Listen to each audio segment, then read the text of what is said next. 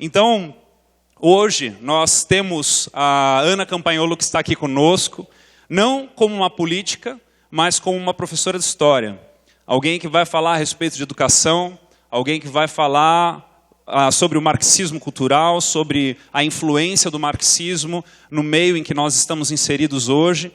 Então, até porque a igreja ela não tem uma bandeira partidária.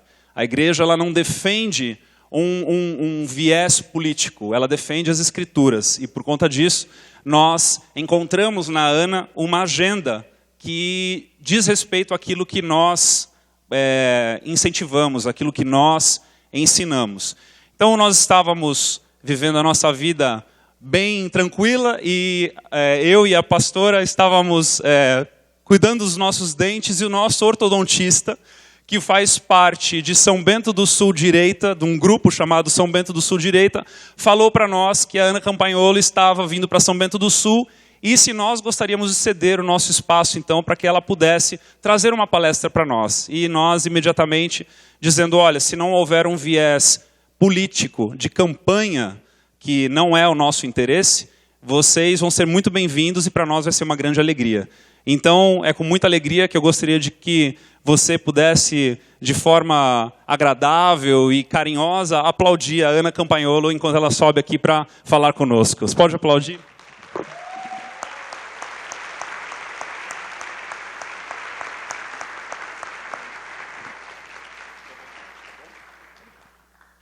Boa noite, pessoal. Eu imagino que por estarmos numa igreja não tem problema se eu disser a paz do Senhor, paz e bem. Quem é cristão aqui, levanta a mão, por favor. Muito obrigada. Quem é satanista, para a gente saber. Bom, eu gostei muito da introdução que o pastor fez. Nós viemos para trabalhar aqui com demandas ali das rodovias que envolvem o entroncamento da Serra Dona Francisca, e nós terminamos o nosso expediente de trabalho, e por isso estamos aproveitando esse tempo para fazer uma das coisas que representa o meu trabalho antes de ser política. Aliás, eu, por muita sorte, virei política. Antes disso, minha bandeira sempre foi cultural. Eu acho, inclusive, que as pessoas me conhecem mais pelo meu livro, pelos debates da internet, do que por ser política. Muitas pessoas me procuram, não sabem nem de que estado eu sou. Um político representa sempre um estado.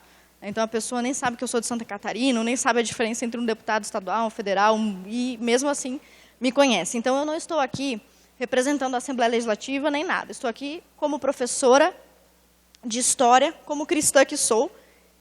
E eu entendo que nós estamos num Estado laico, inclusive o Estado laico é uma bandeira levantada pelos protestantes, pelos evangélicos, na verdade não tinham esse nome, os huguenotes, protestantes, calvinistas, que colonizaram os Estados Unidos, antigos ingleses que se tornaram norte-americanos, através de Thomas Jefferson, defendeu essa bandeira, que os católicos e os protestantes não deveriam se matar, porque durante muito tempo, após a Reforma Protestante, em 1517 em diante, as igrejas, como tudo no mundo, viviam em guerra, né? Um país vivia em guerra com o outro, não existiam delimitações de fronteira, e as igrejas também brigavam entre si, tipo uma colocando fogo na igreja dos outros.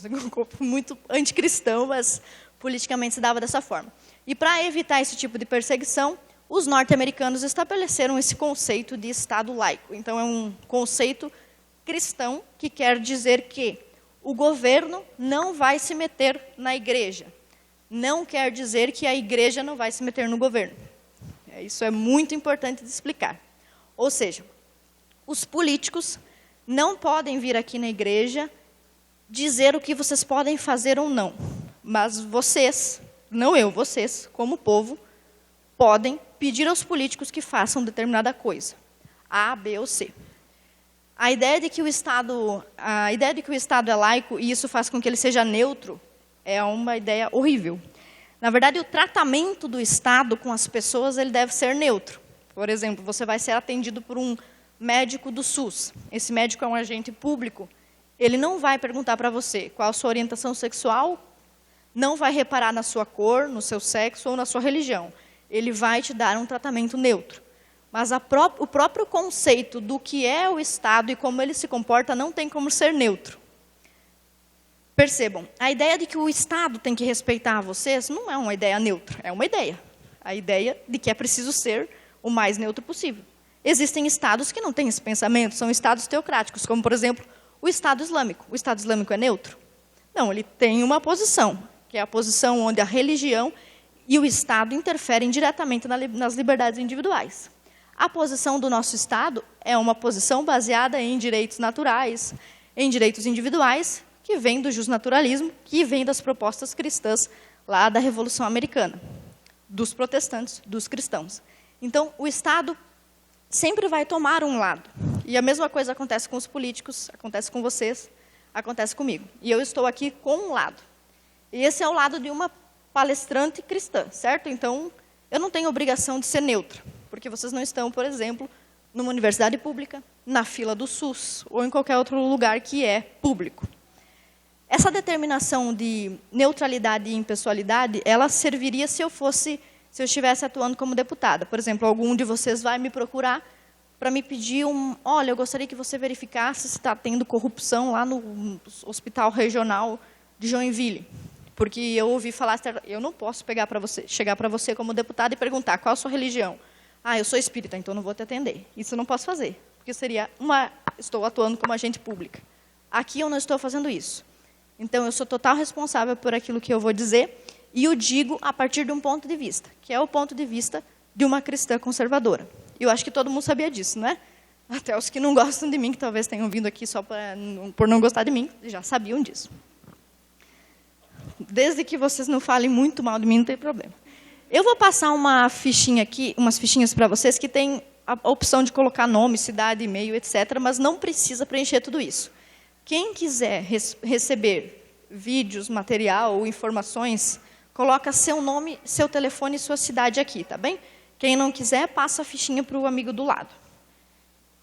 Diga para o irmão que está do seu lado, Jesus te ama. Bom, eu dei toda essa explicação justamente para que vocês saibam de que ponto de partida nós vamos começar a conversar hoje.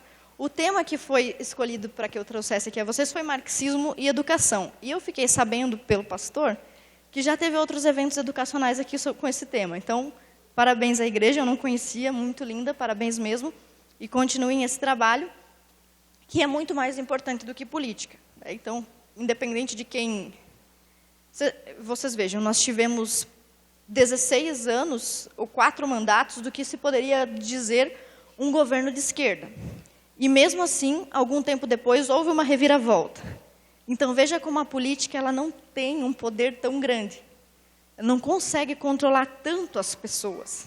O que controla as pessoas mesmo, que tem uma influência séria sobre a vida das pessoas, é a cultura. E as ideias não podem ser impostas pela lei. Por exemplo, já que estamos falando de comunismo, muitos países comunistas proibiram o cristianismo ou a manifestação da fé cristã. A gente pode citar o exemplo do México, nos anos 1910 e 1920. Alguém aqui já ouviu falar da Guerra dos Cristeiros? Legal. Quem não ouviu falar, tem um filme muito bom chamado Cristiada, se você quiser assistir. Conta a história do México, quando o governo resolveu começar a perseguir os cristãos. Ou seja, deixou de ser um Estado laico. O Estado laico não pode perseguir a religião de ninguém. Então, existem formas diversas de perseguir a nossa religião. Exemplo, sobre o argumento de igualdade, isonomia, o presidente da República pode decretar uma lei que é proibido pregar em praça pública. Confuso, né? Porque a nossa religião diz que Jesus disse, vão para todos os cantos, Samaria, Judeia. E aí você recebe uma lei que proíbe isso. É uma lei que não é laica, porque está perseguindo os cristãos. Agora vamos imaginar o contrário disso. A comunidade evangélica e católica se une e começa a pressionar os congressistas para que eles proíbam o aborto em qualquer caso, inclusive estupro, anencefalia, em qualquer caso, que é o que acreditam os cristãos. E os parlamentares cedem ao clamor popular. Isso não é contra o Estado laico, porque é o povo pedindo algo ao Congresso. O que não pode acontecer é o Congresso forçar a maioria do povo sob qualquer desculpa. E uma das desculpas mais usadas é a ditadura da minoria. Então, a maioria é contra o aborto. No Brasil, 65%.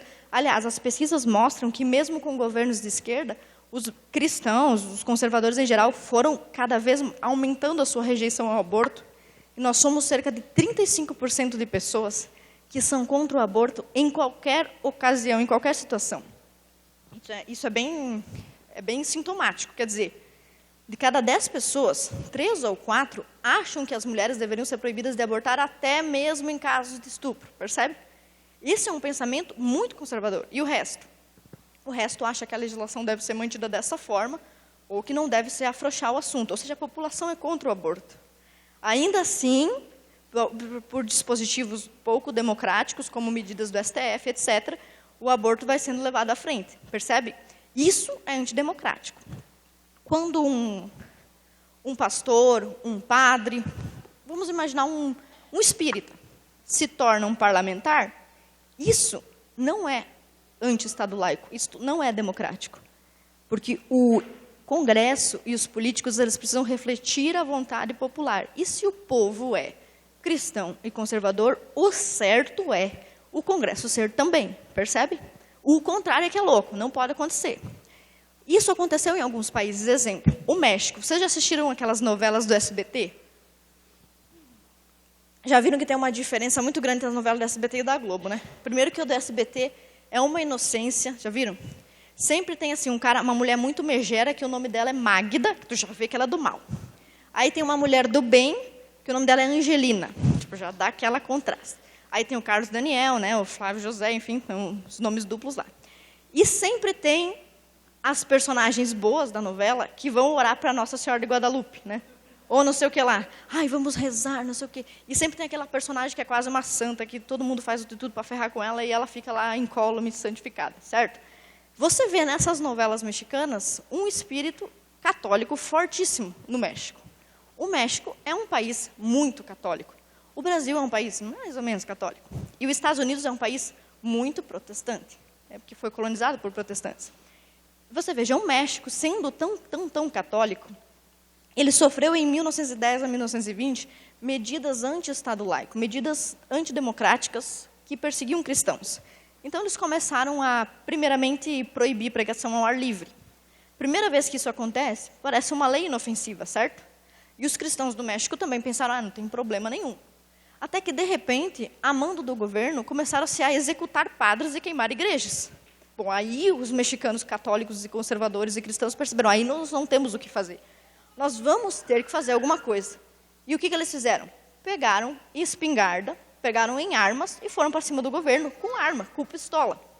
Foi assim que aconteceu a Guerra dos Cristeiros. Foi assim que os mexicanos cristãos retomaram a sua liberdade religiosa. Não foi orando, foi dando tiro. Por quê? Porque eles ficaram orando, não perceberam que as medidas políticas... Não estou falando que é para ninguém dar tiro aqui, né, gente? Pelo amor de Deus. Porque já edita, o jornalista da Folha já edita o negócio.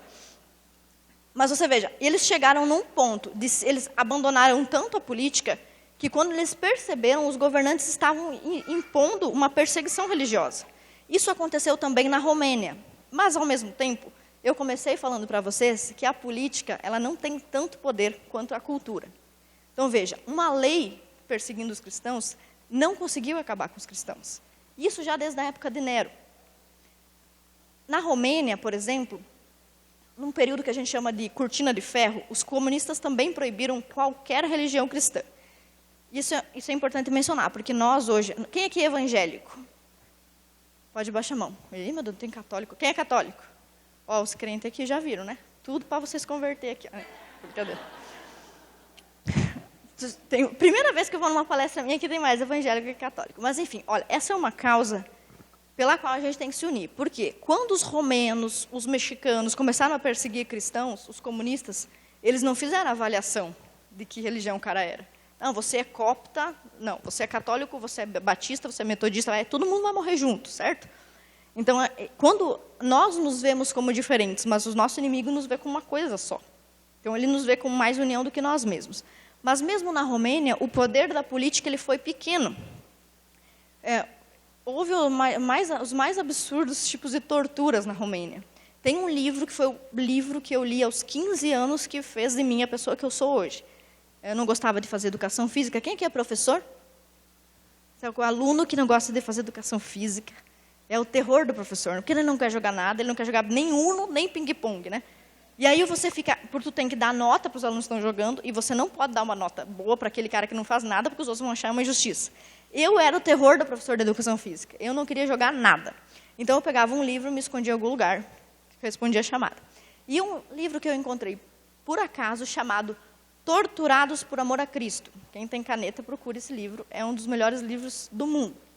Torturados por Amor a Cristo é um livro de um protestante que ficou 14 anos preso na Romênia por ser cristão. Ele é um pastor evangélico, mas ele ficou preso com bispos, com cardeais, com bispos e com padres católicos. Então, nesse livro, você vê o sofrimento de todo mundo. E ele conta como foi a perseguição política aos cristãos na Romênia. Só que se você se você ler esse livro, você vê que depois que o regime comunista acabou na Romênia, tinha mais cristãos do que antes. A mesma coisa acontece com as leis que, por exemplo, tentam proibir o comunismo. Existem leis que são necessárias, como as leis que proíbem o nazismo. Eu também acho que devia proibir o comunismo, mas enfim. Adianta eu proibir o comunismo? Se os professores, a mídia, os formadores de opinião continuarem difundindo livros comunistas? Não. Então, é nesse sentido que a cultura, o que as pessoas pensam e como elas vivem, é mais importante do que as leis que os políticos fazem. Então, você não pode chegar e pedir para um político que ele resolva a sua vida fazendo um monte de projeto de lei, porque isso não vai acontecer. Tem uma história muito engraçada que, se não me falha a memória, foi na Índia. Aconteceu não é história, aconteceu de verdade. Aconteceu uma epidemia de ataque de cobras na Índia. E o governo aplicou uma lei, sancionou uma lei, que as pessoas pudessem ajudar a acabar com as cobras. Então, cada pessoa que matasse uma cobra e levasse essa cobra para o governo, lá para os institutos de perícia lá das cobras, recebia uma indenização, certo? Então, em alguns meses, acabaram as cobras, porque todo mundo saiu para caçar cobra. Porque ganhava dinheiro e ainda acabava com as cobras, uma coisa muito boa. Depois de algum tempo que a epidemia de cobra tinha reduzido, começou a aparecer um monte de cobra. Do nada, muita cobra, e todo mundo indo entregar a cobra. Alguém tem uma ideia do que aconteceu? Começaram a criar cobra e matar depois, para pegar o recurso, certo? Então, olha como isso é interessante. As leis não vão resolver as cobras, certo? As pessoas criam cobras. Então, se o Partido Comunista já foi proibido no Brasil, quando ele deixou de ser proibido, tinha mais comunista do que antes, quando ele não era proibido. Então, as coisas têm que acontecer como estão acontecendo agora, não através de políticos, mas através de professores, através de pais, de mães e de educadores. Por isso, a importância e a relação tão estrita entre marxismo e educação. Nós vamos falar um pouco sobre isso, e para eu poder exemplificar como esse problema é grave mesmo, eu trouxe alguns vídeos que a gente vai assistir eventualmente. Eu não estou aqui como representante de nenhum partido político, nem nada.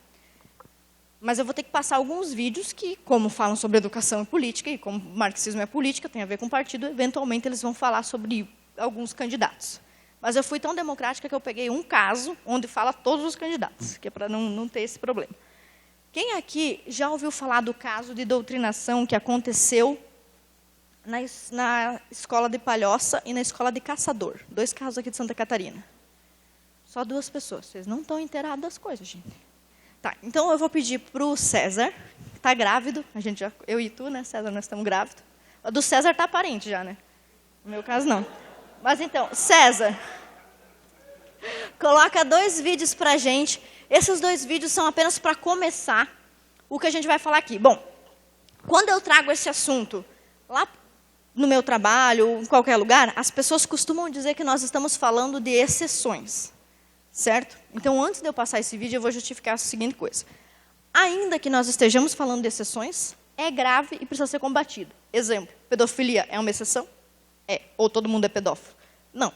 Mas não é só porque tem poucos casos que nós vamos liberar ou fingir que não estamos vendo. Na verdade, se nós observarmos o trabalho da ministra Damares, a gente vai ver que tem muitos casos, certo? E como é que você sabe que tem muitos casos? Porque você investiga mais, você encontra mais. E esse é o caso da relação entre marxismo e educação. É uma relação de doutrinação. Qual é o problema da doutrinação em si? Dois principais. O primeiro, que a educação ela não deveria ser dogmática. Você não deveria entregar para o seu aluno a resposta de nada, exceto de matemática. Não, na verdade, você pode sim entregar conteúdos objetivos, quando for objetivo. Exemplo, matemática e biologia é objetivo? Sim. Você não pode chegar para o seu aluno e dizer assim, escreva uma dissertação sobre como você acha que acontece uma osmose. Não é como você acha que acontece uma osmose, como ela acontece. Escreva, você é a favor da mitocôndria ou dos peroxissomos? Não faz sentido, né? Então, quando nós estivermos falando de biologia, de matemática, de gramática, não se deveria tratar dessas questões como se fossem opinativas. Esses são conteúdos objetivos. A gente poderia até chamar de ciências duras. A matemática é duríssima, a matemática é muito dura. Mas a gente também tem as ciências humanas, que as ciências sociais, história. Por que história é uma ciência humana? Porque aconteceu um episódio, Revolução Industrial. Qual foi o fato? Camponeses que enriqueceram acumulando ouro, compraram máquinas e viraram capitalistas. Pá, enfim, isso é o fato. Isso é o objetivo. Quais são as opiniões sobre o fato? Opinião número 1. Os capitalistas, burgueses, são os exploradores dos operários. Opinião número 2. O capitalismo não é um sistema pensado e idealizado. É uma organização espontânea que fez com que algumas pessoas comprassem, tivessem acesso ao capital e outras apenas à matéria-prima. Em uma livre negociação, quem tinha menos negociava com quem tinha mais. E isso não é necessariamente exploração, mas questão de oportunidade. Bom, são 2 pontos de vista, certo? O que um professor deveria fazer para evitar uma educação dogmática? Contar o fato e apresentar as versões para o seu aluno. Aí o aluno escolhe o que ele quiser. E se o aluno escolher uma coisa que eu acho burra ou ignorante? Vice-versa, ele também deve estar achando que você é burro, se ele não concordar com você. Mas as crianças, os adolescentes, eles têm que ter uma certa liberdade para escolher opiniões. Veja, o marxismo é uma ideologia. Então, tem um conjunto de dogmas, como uma religião, que funciona por adesão. É por convencimento, não é por fato, certo? Eu não tenho como discutir se 2 mais 2 é 4, se isso é uma informação fascista ou não. É ou não é. Então, essa é a primeira questão. A educação não deveria ser dogmática, exceto quando não tem alternativa, certo? Em tudo que se trata de subjetividade, o aluno, ou ser pensante, ele precisa de liberdade. Segundo problema dessa questão da doutrinação é que você não precisa ensinar ninguém a pensar. Já ouviram isso, né? A escola serve para ensinar as pessoas a pensar. Não. Não, porque o ser humano já nasceu pensando. Ou alguém aqui não pensa? Alguém aprendeu a pensar aqui? Não. Quando as pessoas dizem isso, elas estão querendo dizer, ensinar o meu aluno a pensar como eu. Não é pensar, porque você não precisa ensinar alguém a pensar. Você entrega um fato, 2 versões. O cérebro da criança, porque a criança não é uma doente, ela tem condição de escolher entre 2 opções, laranja e verde, e conforme ela vai crescendo, ela consegue escolher entre esquerda e direita, entre ecologia e desenvolvimentismo, ela vai conseguindo conforme ela vai avançando, certo? Então, a escola não deve ensinar a pensar, porque isso já sabemos, só deve apresentar as opções. E o segundo maior problema da doutrinação, o primeiro, é que a escola não deve ser dogmática, e o segundo é que toda vez que uma doutrinação está acontecendo, o conhecimento verdadeiro não está acontecendo. Para demonstrar como essas 2 afirmações são verdadeiras, nós vamos assistir primeiro o vídeo 08, que mostra como está a educação no Brasil. E tudo que eu for falando aqui, eu vou tentar colocar um vídeo, uma matéria, uma notícia, para mostrar que eu não estou inventando. E ninguém também precisa acreditar em mim. Né? Vocês podem anotar tudo que eu estou falando e ir lá ver se é verdade. Se eu estiver errado, manda um zap e diz você está errado. Não tem problema. Certo? Porque nós não estamos na escola e aqui somos todos livres e quem não gostar pode sair embora. Diferente da escola. Então, vamos lá. Vídeo número 8, César. Estamos de volta com um dado preocupante. Olha, 7 em cada 10 alunos vão terminar o ensino médio sem conhecimento básico sobre a língua portuguesa. E educadores alertam que, se nada for feito, a próxima década será perdida. Um número já trágico falando do português, né, Juliana? Agora, se a gente falar de matemática, as previsões conseguem ser ainda piores. Aí a conta é mais dramática, né, Ana? Daqui a 10 anos, apenas 2% dos estudantes vão terminar o ensino médio dominando o que é esperado em matemática. Que qualidade no ensino o país terá em 11 anos? Em 2015, apenas 27,5% dos estudantes concluíram o terceiro ano do ensino médio com conhecimento adequado em língua portuguesa. A projeção da ONG Todos pela Educação mostra que esse número aumentará pouco até 2029, subirá para 34%. Em matemática, a situação é ainda pior. Em 2015, apenas 7% dos estudantes tinham o conhecimento esperado. Pela projeção, em 2029 serão apenas 2% dos alunos. Os números levam a um alerta inadiável. É muita criança com o futuro já prejudicado. Então é preciso hoje mudar, implementar novas políticas, melhorar as políticas públicas. Aí a matéria vai continuar e vai falar sobre uma escola militar que foi destaque em Manaus. Nós vamos falar sobre isso, mas algumas pedagogas, algumas pessoas foram entrevistadas nessa matéria. A gente cortou para ela ficar menor, para que as palestras não sejam tão longas. Obrigada. Meu bebê de 1 centímetro pode estar me causando muito cansaço. Por causa dele, eu como 2 fatias de bolo, que são 20 vezes maior que o tamanho dele. Mas, enfim. As pedagogas, quando são questionadas sobre isso, algumas, né?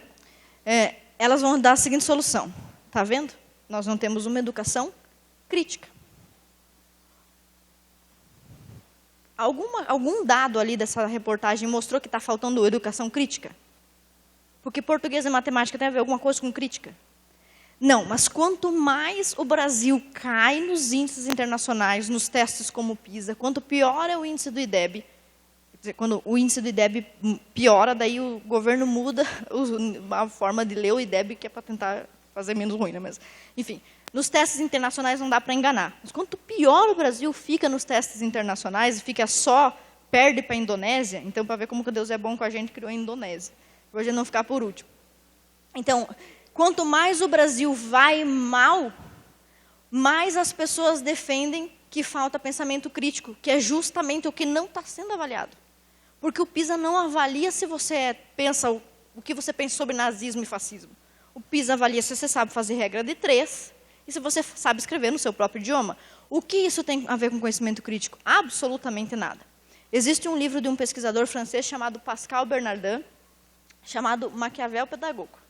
Eu costumo dizer que um dos motivos que me deixou conhecida foi esse livro, porque foi um livro que eu fiz um vídeo resumindo esse livro em 30 minutos e foi um vídeo mais acessado no meu canal na internet. O Pascal Bernardin, que é um pesquisador francês, ele reuniu documentos da ONU, da Unesco. Nem vamos falar sobre esses caras aí querer se meter na nossa vida, né? Que isso aí já sabemos, né? Organização Mundial da Saúde, que quer se meter na nossa vida, a ONU, a Unesco, 45 diretrizes para salvar o mundo, enfim. Sempre com as justificativas mais bonitinhas, eles querem se intrometer na soberania nacional dos outros países. Agora, quando é para resolver um conflito que tem 2 países se matando, a chacina, eles não se metem, né? Só para dar opinião sobre gênero, aí eles mandam carta. É basicamente para isso que eles servem. Bom, mas o Pascal Bernardin juntou documentos da ONU e da Unesco, que demonstra uma gradativa reforma psicológica na escola. Bom, a escola deveria servir para quê? É para aprender as coisas. Uma vez o Ministério da Educação se chamava Ministério da Instrução. Por quê? É isso que um professor pode fazer com o filho dos outros. O professor não pode educar o filho dos outros. Até porque a gente tenta, mas não é impossível.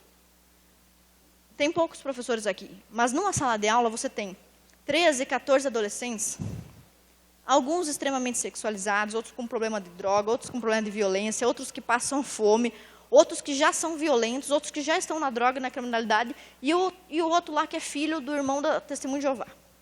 É um contraste que o que tu vai educar um e o outro? Não tem como você educar essa pessoa. A escola tá começando a abraçar funções que não são sua competência e deixando de lado outras. Por exemplo, nas escolas já escovam os dentes dos nossos filhos, estão sabendo? Tem aulinha lá para aprender a escovar o dente. Pelo amor de Deus. Por que os professores estão tendo que escovar os dentes? Porque provavelmente os pais não estão ensinando. Mas é errado o professor ter que escovar o dente da criança. Ele tem que alfabetizar a criança. Certo? Então, esse livro do Pascal Bernardin, ele denuncia isso. A escola, através de propostas globalistas, ela vai abraçando uma educação holística. O que é educação holística? É ensinar o ser humano todas as coisas do mundo. Nem a mãe e o pai não conseguem isso aí, que pode surrar o moleque. Imagina o professor que só pode dizer, senta ali, fulano. Certo? Então, a escola teria que ter funções holísticas, ou seja, fazer absolutamente tudo, inclusive ensinar cidadania, moral, respeito à diversidade, sexualidade, pelo amor de Deus, mas você não consegue ensinar a regra de 3. Você acha que vai ensinar a criança a usar a camisinha, ela vai entender e ela não vai fazer nada errado. Enfim. E ele denuncia essas pautas. Quais são as pautas da ONU e da Unesco? Ir substituindo os conteúdos objetivos por conteúdos fluidos e subjetivos. Exemplo. Português. O que a gente aprende na disciplina de português? Português. Acraseado. Quem sabe usar crase aqui, levanta a mão. Não tem problema que eu não sei também. Parabéns. Eu sei algumas regras, mas às vezes eu vou lá no Google e digito, tem crase ou não tem. A maior parte de nós, vamos falar a verdade, a maior parte de nós somos analfabetos. Sim, na verdade, não somos plenamente alfabetizados. Não sabemos o que é um vocativo. Vocês se lembram que teve um vídeo que viralizou de um debate entre um deputado e um investigado da CPI, onde o investigado falou, qual é o sujeito da frase? E o deputado falou, o sujeito é você, foi tu que escreveu. Daí ficou aquele silêncio, não vou falar nada mais. E não tem problema, mas porque isso aí já é tão comum. Nós não sabemos o que é um sujeito, o que é um predicado. Os nossos alunos não sabem o que é um verbo, o que é um substantivo. Isso aí é gravíssimo. E em que consistem as estratégias da ONU e da Unesco de reforma psicológica? Substituir essas coisas objetivas, por exemplo, português, por coisas fluídas, por exemplo, comunicação. Ou seja, o cara não aprendeu as regras básicas de gramática. Como os professores não estão dando conta de ensinar regras básicas de gramática, nós vamos mudar o objetivo da disciplina de português, vamos dizer que é proporcionar possibilidades de comunicação e de diversidade. Ou seja, o cara não consegue escrever, ele que fale. Pronto, resolvi o problema. Ele é péssimo em texto, mas você já viu como ele é bom na oralidade. Vocês já ouviram isso? Os filhos de vocês vão para a escola, o professor tem medo de dizer que o seu filho não sabe as coisas. Aí ele diz o seguinte, o seu filho tem dificuldades com noções de espaço e medida. Na verdade, seu filho não sabe fazer um cálculo de área. É isso que eu quero dizer para você. No entanto, é muito inteligente, respeita os colegas. E daí? Não tem nada a ver. Na aula de matemática não é uma aula para respeitar os colegas. Só que as pessoas têm tanto essa ideia que está ali, 2% dos nossos alunos sabem matemática. Não é... Gente, assim, tudo que alguém escreveu, você é capaz de entender se você ler. Certo? Porque o cérebro, vamos supor assim, o cérebro do Karl Marx, não, o cérebro do, sei lá, Joaquim Nabuco, que é um gênio brasileiro, ele é maior que o nosso? Não, é uma questão apenas assim, de um pouco de esforço. Você lê o texto, não entendeu, você lê de novo. Não entendeu, você sublinha tudo que você não sabe, procura no Google, traduz e lê até você entender. Porque ninguém é burro de nascimento, é adquirido, né, com o tempo. Mas as pessoas podem sim, as crianças, os adolescentes, eles podem sim aprender. Como é difícil ensinar, então é mais fácil mudar os padrões da educação. Então, em vez de nós ensinarmos matemática e português, vamos ensinar ciências comunicativas e ciências espaciais, que daí o aluno não sabe fazer cálculo de área, mas aí eu digo que ele sabe desenhar um triângulo, então ele está mais ou menos engajado na matéria, certo? Isso está tudinho denunciado nessa pesquisa vastíssima do Pascal Bernardin. E já tem sido aplicada, essa pesquisa é de 1960. Ele escreveu em francês, o livro foi traduzido para o Brasil quase no início dos anos 2000, ou seja, a gente recebeu a informação 40 anos de atraso, e o Brasil já estava nessa situação. Qual seria o pensamento lógico de como recuperar esse problema? Bom, o que não se faz mais na escola que se diz que é ultrapassado? Método fônico de alfabetização. Qual é o método fônico de alfabetização? A, que é a letra A? A letra A é um desenho que representa um sonzinho, certo? A. Por que o A é assim? Porque ele é uma boquinha aberta com uma língua. A. As letras têm a ver com sons. Elas não têm a ver com figurinha. Aí o professor faz o quê? Para a criança aprender. Bom, desenha uma casa, escreve casa embaixo. Não é assim que faz. A é um som. A criança... E qual que é o som de B? É B? Não, é B. B. Vocês sabiam disso? Eu não sabia, porque vocês não lembram, mas provavelmente vocês foram alfabetizados nesse método. O que a gente faz com a criança hoje? Ah, não, a educação é um processo que se faz todo mundo junto.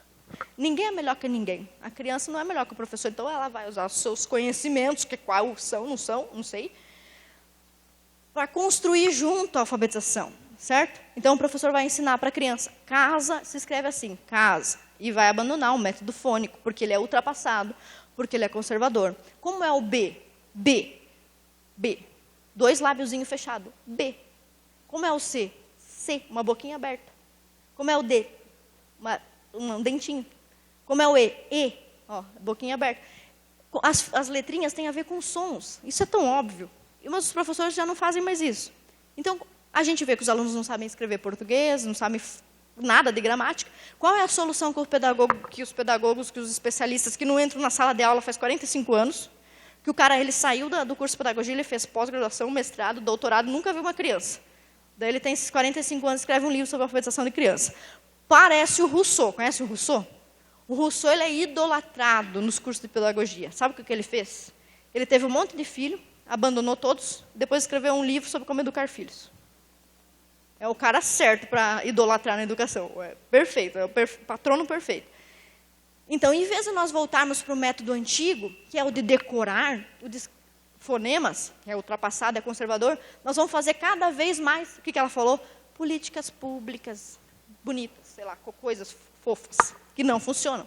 Matemática é decoreba. A gente vive ouvindo os professores falar o seguinte, porque a escola não é para decorar as coisas. É sim. É para decorar as coisas. Como você aprendeu a falar? Por acaso você teve uma iluminação, teve um pensamento crítico, eu vou falar. Não.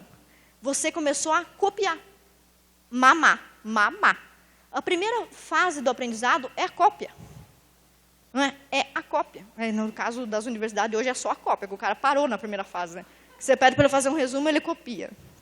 Mas, enfim, a primeira fase do aprendizado é a cópia. A segunda é decorar. Como era a formação educacional dos grandes gênios que nós tínhamos há 20, 30 anos atrás? Eles decoravam poemas. Se você falar com profissionais de educação hoje, eles vão dizer que decoreba, isso aí não é pensamento crítico. O que vai ajudar a criança a decorar um poema do Luiz de Camões? Vai ajudar que ela vai saber o que significa perplexo. Uma coisa que, às vezes, o adulto não sabe.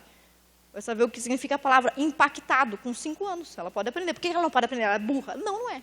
Por que ela não aprendeu? Porque não foi ensinado. Por que não foi ensinado? Porque é antigo, é retrógrado. Então, esse problema da educação, ele é um problema de método e não de investimento. O Brasil investe mais do que todos os países da América Latina, proporcionalmente em educação. E é o pior. O Brasil investe mais do que países que estão em primeiro lugar. Ah, mas não pode comparar o Brasil com a Finlândia. Claro que não, porque a gente perde muito feio. Você tem razão. Mas vamos comparar o Brasil com o Uruguai, com o Chile.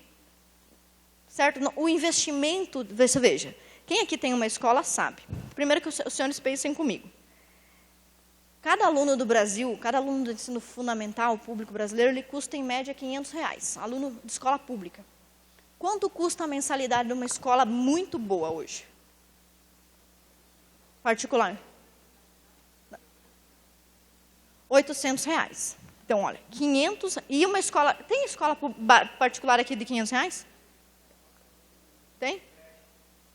Não tem nenhuma escola de R$500 aqui. Fundamental. Enfim. Quanto? Cresce. Não, tudo bem. Não ensina na creche, só fica lá com a criança. Mas, enfim. A escola particular, ela custa, em média, R$800. O aluno da escola pública, ele custa, em média, R$500. Será que se o governo pegasse 500 crianças e fizesse uma proposta de pagar um voucher de matricular todas essas crianças em escola particular, a escola particular não ia fazer um desconto para baixar para R$500? Ia. O nome disso é voucher. É uma proposta econômica. O Estado, em vez de fazer a escola toda, ele vai dar para o pai um cartão com R$500 por mês, o pai vai lá e gasta esse dinheiro na educação da criança. O gasto que nós temos com a criança hoje em R$500 é R$500 para a criança? Não, porque tem a luz, a água, tem que roçar o pátio, tem que pagar a secretária de educação, os adjuntos do secretário, tem que pagar quem controla a secretaria, tem que pagar o tesoureiro, tem que pagar o vigilante, percebe? O dinheiro se diluiu.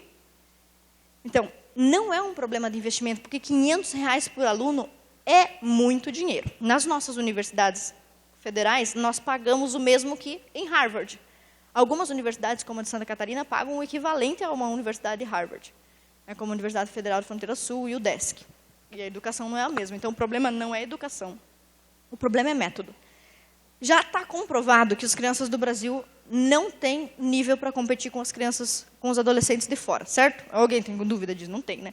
Recentemente, eu vi uma propaganda. Holandeses procuram brasileiros fluentes em português para trabalhar no exterior. Eu falei, não vai achar, então, né? Porque não tem. Lamento que falar para vocês holandeses, mas tem muito pouco. Porque eu, professora, com 21 anos, eu já estava dando aula.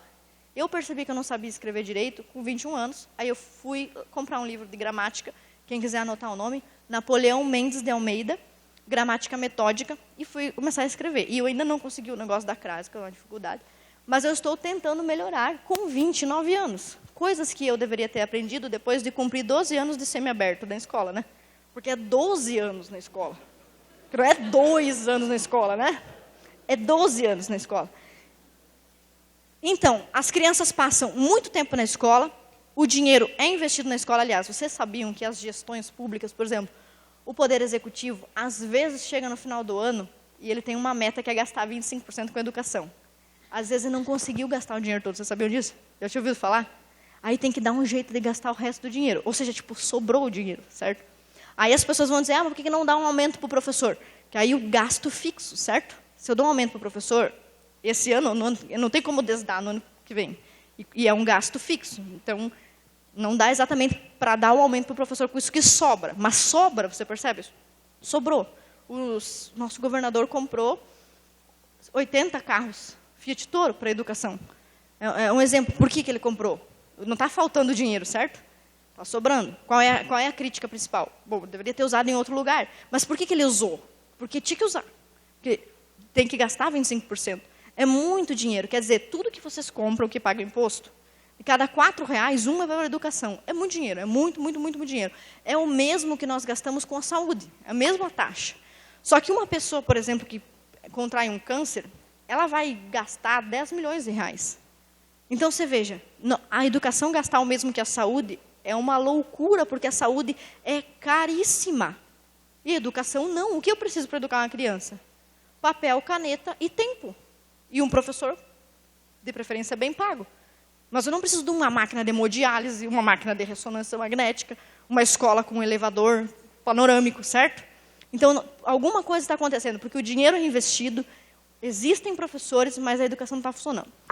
E para demonstrar para vocês como essa relação entre marxismo e educação realmente existe, eu vou mostrar 2 casos de doutrinação, ou seja, doutrinação dogmática, onde o professor, em vez de dar opções para o aluno, diz o que o aluno deve pensar.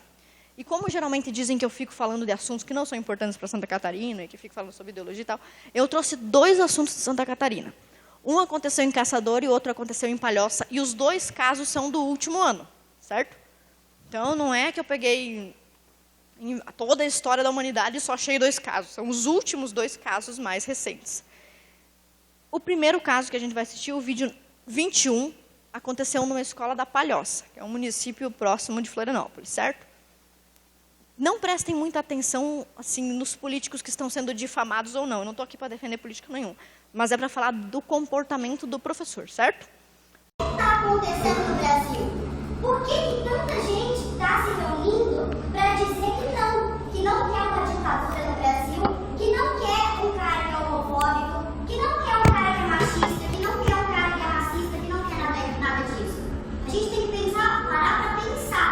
Por que é que tem tanta gente manifestando contra uma única pessoa? Por que isso nunca aconteceu no Brasil e por que isso está acontecendo agora?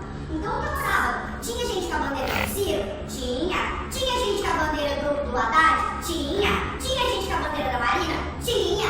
Só que o objetivo da manifestação não foi nenhum desses. Tanto que a única coisa que se gritou o tempo inteiro foi: não, machistas, racistas, não passarão. Foi isso que foi gritado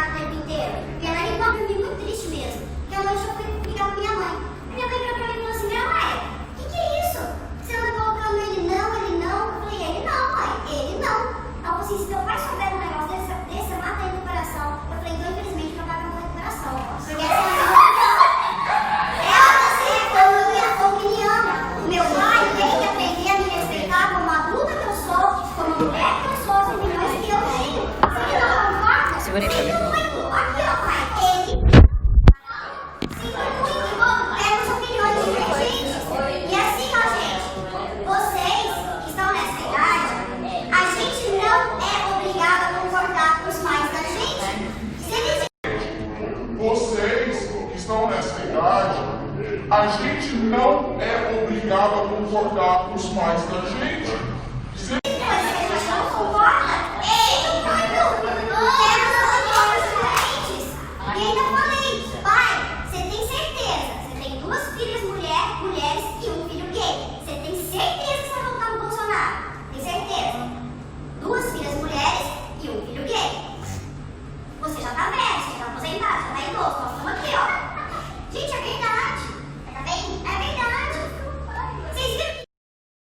Pode tirar. Essa professora é uma professora de biologia. É lícito para uma pessoa, qualquer pessoa falar o que ela está falando? Pode. Aonde? Qualquer lugar. Com os amigos, fazer o que quiser. O professor tem ou não liberdade de expressão? O médico tem, o carteiro tem, o juiz tem liberdade de expressão? Tem. O juiz tem, né? Aí você pode chegar lá no tribunal do júri e o juiz vai dizer para você, nossa, você é gorda e feia, hein? O juiz vai dizer isso? Porque quando ele está exercendo uma profissão, existe um limite da liberdade de expressão dele, que é a função pública que ele exerce. Lembra que no começo eu falei que o Estado, através dos seus agentes, tem o dever de ser neutro e impessoal? Isso. Você vai no médico, você está com colesterol altíssimo. Doutor, está aqui o meu colesterol, 1994, meu colesterol aqui. Aí o doutor vai dizer, mas também, né? Gorda desse jeito. Algum médico já disse isso para os senhores? Não. O que o médico diz? Ah, e de repente, se a senhora fosse fazer uma atividade física, uma educação alimentar, com educação, porque todos os agentes públicos têm direito à liberdade de expressão, não durante o exercício da função. Qual o problema? 2 problemas principais desse áudio aqui. Primeiro, essa professora é uma professora de ensino fundamental. Ela está falando isso aqui com crianças de 12, 13 anos. 14 talvez. 8ª série. 8ª série. Os senhores lembram das cabeças dos senhores na 8ª série? Os senhores tinham condição de eleger um presidente? Os senhores tinham condições de chegar para o pai e dizer, viu, pai, tu está votando no candidato errado. Eu comia terra, eu acho, com essa idade. Sei vocês. Sei lá, fazia bolinho de areia. Então, assim, ó, não tem como discutir isso com uma criança. Em qual disciplina os senhores encaixariam esse conteúdo? Cabe em alguma disciplina? Ciências sociais, você acha que cabe? Não, porque não tem ciências sociais, porque não tem sociologia no 8º ano. Por que não tem? Porque não é para a idade da criança, né? Então, não tem esse conteúdo. História, não dá para discutir isso? Não, que primeira regra do historiador, afastamento do objeto estudado. Para que você tenha um mínimo de neutralidade para avaliar a situação. Ou você vai... Se bem que eu estudei num curso, uma pós-graduação que chamava História do Tempo Presente. Que já fica confuso, mas já existe. Que é uma justificativa para você poder falar do que está acontecendo, nem terminou de acontecer ainda. Mas, olha, isso não se encaixa em disciplina nenhuma. E essa era uma professora de biologia. Então, ela poderia ter falado assim, vamos apelidar a mitocôndria de bolsomitocôndria.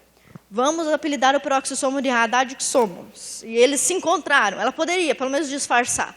Mas não, ela está numa aula, ou seja, essas crianças vão endossar aquele índice de crianças que não sabem o conteúdo objetivo.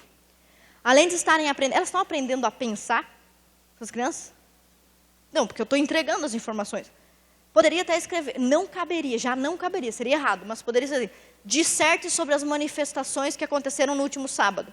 Já está errado, porque não é da disciplina dela e porque não tem nenhuma disciplina para dissertar sobre isso no ensino fundamental. Mas já seria melhor. Segundo problema gravíssimo, mas é muito grave.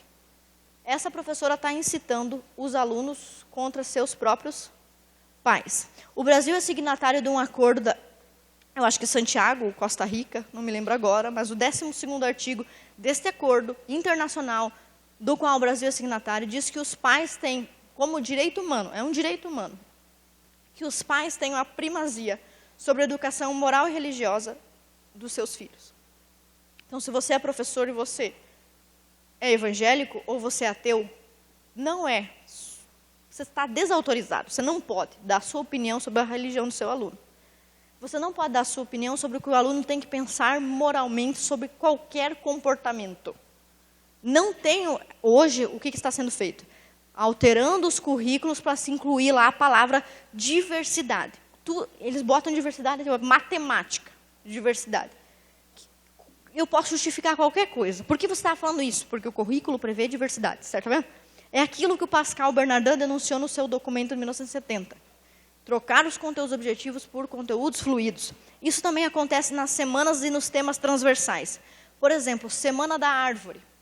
Meu Deus, precisa de uma semana para a criança falar sobre o dia da árvore, dia da água. Até a gente tem o Proerd, que faz uma campanha de combate ao uso de drogas. É legal, porque isso é um problema de saúde pública, é grave. Mas sexualidade, todos esses assuntos, preconceito, diversidade, isso aí está no âmbito da moralidade, certo? Quem tem que ensinar isso aí para a criança é o pai e a mãe da criança. Não é o professor tem que ensinar português, matemática. E essa mudança começou quando se trocou o nome do Ministério de Instrução Pública, que era o nome da educação, para Ministério da Educação. Que não funcionou, porque o que mais tem no Brasil é criança mal educada. Então, de repente, botar a criança bem instruída já melhorava. Não parece essa palavra instruída uma palavra ruim? Ai, tá, sei lá, parece que as crianças estão sendo treinadas. Essa é uma coisa meio da ditadura, tá vendo? Já colocaram um preconceito até na palavra instrução. Você instrui a criança. Como é que eu faço para ela aprender uma regra de gramática? Eu instruo ela tem que repetir, decorar, tentativa e erro.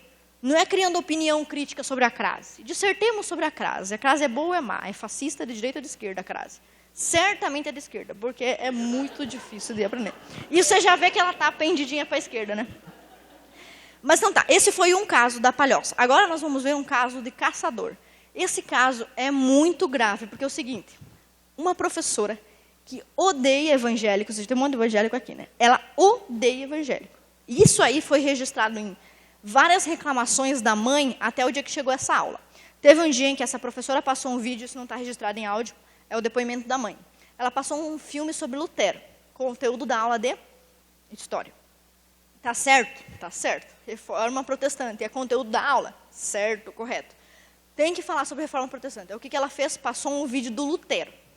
Até aí, tudo bem, deu uma matada de aula, que todo mundo sabe que o professor tem coisa de prova, ele passa um filme, não tem problema. O filme é uma opção didática, até porque está previsto na legislação que os alunos têm que assistir 2 filmes nacionais por ano, é lei. Mas não sei se tem 2 filmes nacionais por ano, mas enfim.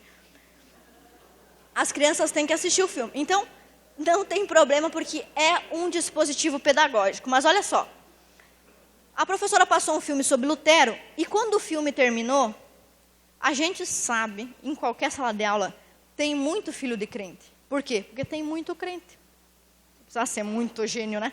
E tem muito filho de católico, porque tem mais católico do que crente, mesmo que seja não praticante. O cara é católico não praticante, mas na missa do 7º dia ele vai. Então ele é católico. E ele foi batizado, então ele é católico sim. Então na sala de aula você tem 80% de filho de crente ou católico. Acabou. Seu dever é respeitar pelo menos a maioria, se não quiser respeitar todo mundo, né? E a professora passou esse vídeo e disse assim, olha só, não adiantou nada Martinho Lutero fazer tudo isso, para hoje os pastores serem todos ladrões e roubarem o dinheiro do dízimo. Falou isso na aula. Qual é o conteúdo programático que cabe a esse comentário? Nenhum. Ninguém pediu a opinião da professora. Eu, às vezes, digo que eu vou botar meus filhos na escola só para eu ir brigar com a professora. Que daí eu vou dizer, eu também sou professora, você não pode fazer isso com meu filho. Mas, enfim, esse foi uma das atitudes da professora. Segunda atitude, que nem sempre tem a ver com religião ou posição política. Essa mesma aluna, que se chama Daniele, ela estava com uma ferida na boca, sei lá, machucou, mordeu, afta, não sei. E ela foi tomar na garrafinha d'água e passar a garrafinha para a colega. Essa menina, que é uma menina nota 10, ótimas notas, passou a professora falou, não bebe da água da Daniele, porque ela deve estar com alguma doença sexualmente transmissível. Uma criança, cara, de 13, 14 anos. Cara, bem que tem gente com 14 anos fazendo mais safadeza que nós, mas não era o caso da moça, certo? Imagina a vergonha que ela passou. Chorou, foi para casa. A mãe procurou 2 vezes a escola para reclamar do comportamento da professora, que disse que não tinha nada demais, porque ela só estava exercendo o pensamento crítico. Tá. Aí, a mãe, orientada pelos esquemas lá da internet, tia do Zap, ela mandou a filha dela gravar a aula. Aí a menina gravou a aula. Aí vocês vão assistir o que vai passar agora. Mas eu quero que vocês prestem atenção no seguinte. Depois de tudo que essa professora fez com essa mãe, a mãe reclamou na internet. E a professora processou a mãe, que é pobre pensionista, que foi condenada, ela vai ter que pagar R$4.000 para a professora. Isso é um caso de Santa Catarina. Nós já fizemos um requerimento, já indicamos ao Ministério Público um novo processo, e agora o Estado de Santa Catarina, primeira vez na história do Brasil, o nosso Estado, o governador, está sendo processado pelo programa do Escola Sem Partido a uma multa de R$160 mil, R$100 mil, sei lá. Ou seja, quem é que foi processado? O Estado. Eu pergunto, o Estado tem dinheiro? Não, ou seja, quando o Estado perder essa ação, que ele vai perder, quem é que vai pagar? Nós. O que nós fizemos? Nada. Nós não fizemos nem nada, nós nem sabemos quem é essa professora. Então agora vocês vão ver qual foi a gravação que a mãe fez e que divulgou, porque ela estava brava, né? Porque ela era uma eleitora do Bolsonaro. Por que eu não trouxe casos do contrário? Existe caso do contrário? Existe. Existe um professor sem noção total da vida, que quando o Bolsonaro ganhou a eleição, ele fez um churrasco. Primeiro, que ele fez um churrasco. Certo, porque todo mundo gosta de churrasco, mas errado, porque não é na sala que se faz. E ele foi... né? Com certeza virou o professor preferido da turma. Mas olha só, ele fez um churrasco para comemorar a eleição do Bolsonaro. Tá certo isso. Nem o Bolsonaro não falou, porque o Bolsonaro fala as coisas que ele pensa, né? E ele fingiu que nem viu, porque até ele ficou envergonhado. E olha que ele, para se envergonhar, é difícil, porque ele fala cada coisa. Mas olha, ele não falou nada, eu não quero nem ver isso que está acontecendo, que eu vou fingir que não foi comigo, porque dá um constrangimento na pessoa. Mas eu não tenho nenhum caso gravado do contrário, de uma professora ter feito campanha para o Bolsonaro e ter falado mal do Lula. Mas deve existir, não deve? Deve existir sim. Está errado, sim, tá. Só que não chegou até mim, porque chega muito desses casos aqui. Porque é o que mais tem, lamento, a vida é assim. Mas então a gente vai ver agora esse vídeo de caçador. Se vocês quiserem depois procurar na internet, procura. Processo contra o Estado de Santa Catarina por intolerância religiosa. Primeiro caso, tem até vídeo no YouTube lá no meu canal sobre isso, tá? O primeiro processo do Brasil. Mas vocês vão ver agora o que foi que a professora disse. E prestem atenção, pela segunda vez, a professora está repetindo o discurso. Fiquem contra seus pais. Pode colocar. Desculpa. Ô, César, tu não lê pensamento? Que vergonha. 22. Então ele falou que ele, eleito presidente, o índio não vai receber sequer um único pedaço de terra. E que o negro vai voltar para a senzala. Que é isso que ele vai fazer. E tem negros que apoiam ele. Eu nem vou falar das outras situações. Só falando que nós somos maioria. Nós somos 86% negros no Brasil, tá? E 72% mulheres. E eu estou falando no sentido de voto, pessoal. A uma mulher que ouve o que esse cara fala e vai dizer que vai votar para ele, porque o discurso dele é bandido bom, é bandido morto, eu vou colocar uma arma na mão de cada um, então os caras, eu quero comprar minha arma e sair atirando por aí? Se apoiar um cara que diz que o estupro é legítimo, que o negro voltar para a senzala é legítimo, se realmente ele ganhar, realmente a mulher tem que sofrer todo tipo de abuso mesmo, porque nós somos maioria do país, votantes, e o negro tem que voltar para a senzala porque ele é maioria, fora nós que somos mestiços. E pessoal, o que nós temos como candidatos? Nós temos o Aécio, nós temos a Marina, nós temos o Alckmin, é isso que nós temos com o Então, na verdade, você pegar o Alckmin, que agora há pouco foi acusado de roubar a merenda da escola, ele roubava a merenda das crianças. Ele tá indo lá para ganhar dinheiro. A Marina é o quê, gente? O que é aquela Marina? O que é aquela Marina? Tá? O que é? Aquele Aécio, que parece, toda vez que ele vai dar um depoimento, vocês podem olhar, que ele vai falar, eu acredito que ele seja usuário de cocaína, porque ele vira o olho assim, ele não sai daquele, ele fala e aquele olho cada vez mais, é bem típico de usuário de cocaína. E vocês aqui, a maioria de vocês, tem mais instrução que o pai de vocês, que a mãe de vocês, que o responsável por vocês. Então vocês têm a obrigação, ele defende todo tipo de violência. Ele acredita que nós, a população, claro, pessoal, homens, meninas, homens brancos têm direito a ter arma. Porque ele não vai colocar a arma na mão da mulher e nem na mão do negro, nem na mão do indígena. Pior ainda, Deus homens contra as mulheres, não chupa a cabeça deles. Exatamente. Há muito tempo atrás, por exemplo, até 15 anos atrás, antes da lei da Maria da Penha, você ligava para a polícia ali, digamos, a minha vizinha estava brigando com o marido lá, e eu, com dó dela ou alguma coisa ligasse, né? O policial respondia, em briga de marido e mulher, ninguém bota a colher.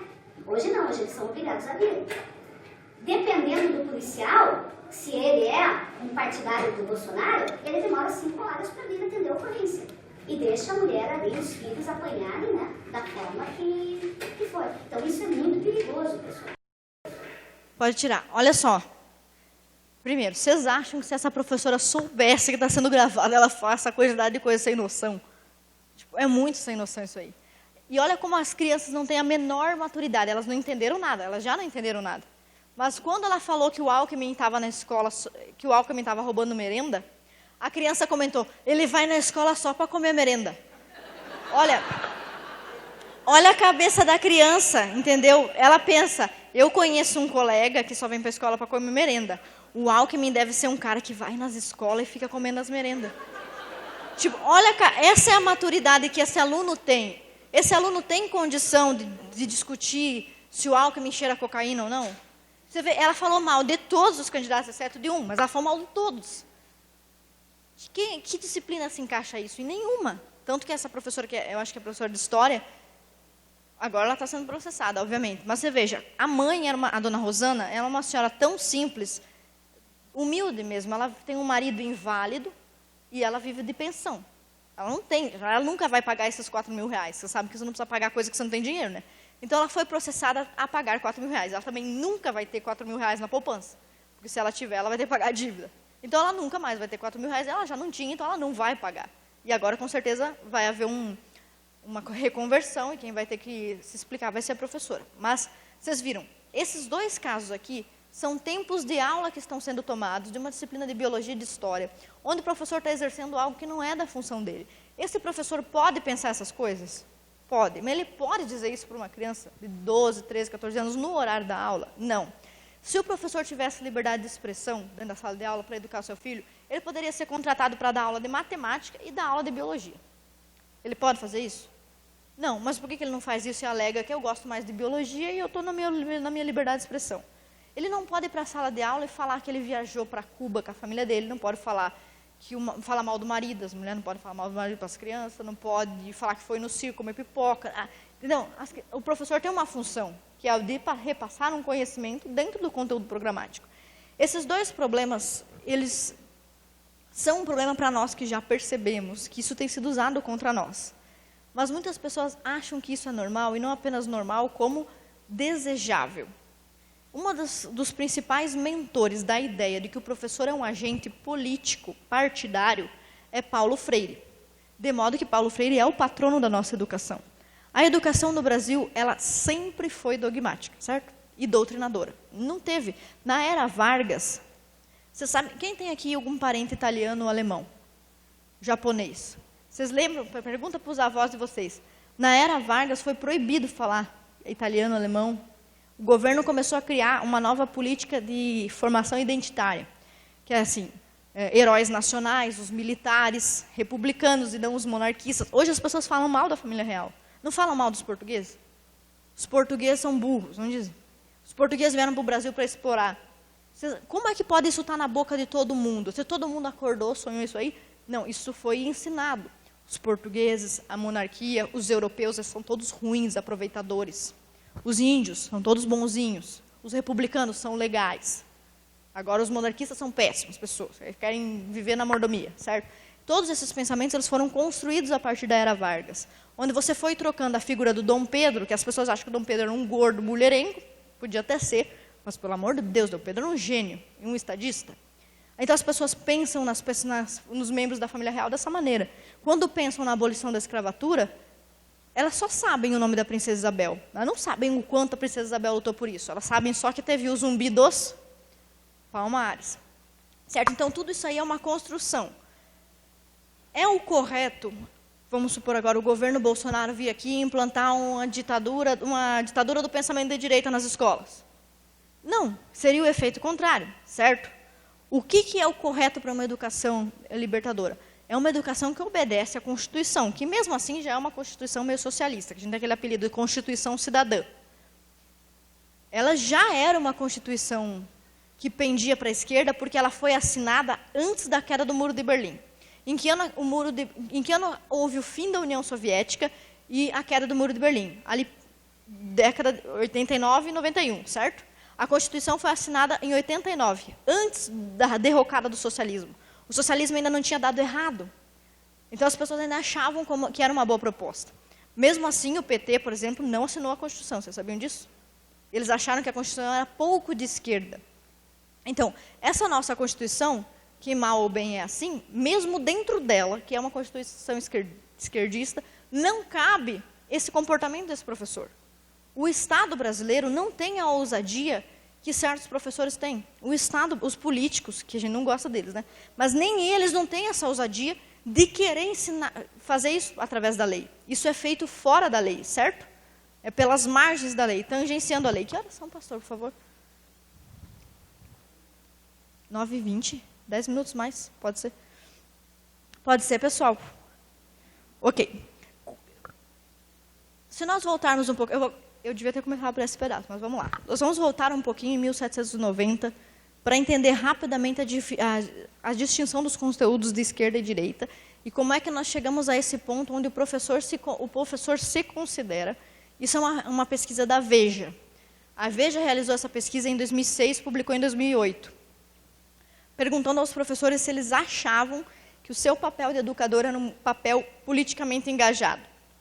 Você, professora, acha que é fundamental que você seja politicamente engajado em sala de aula? Quase 70% dos professores responderam que sim.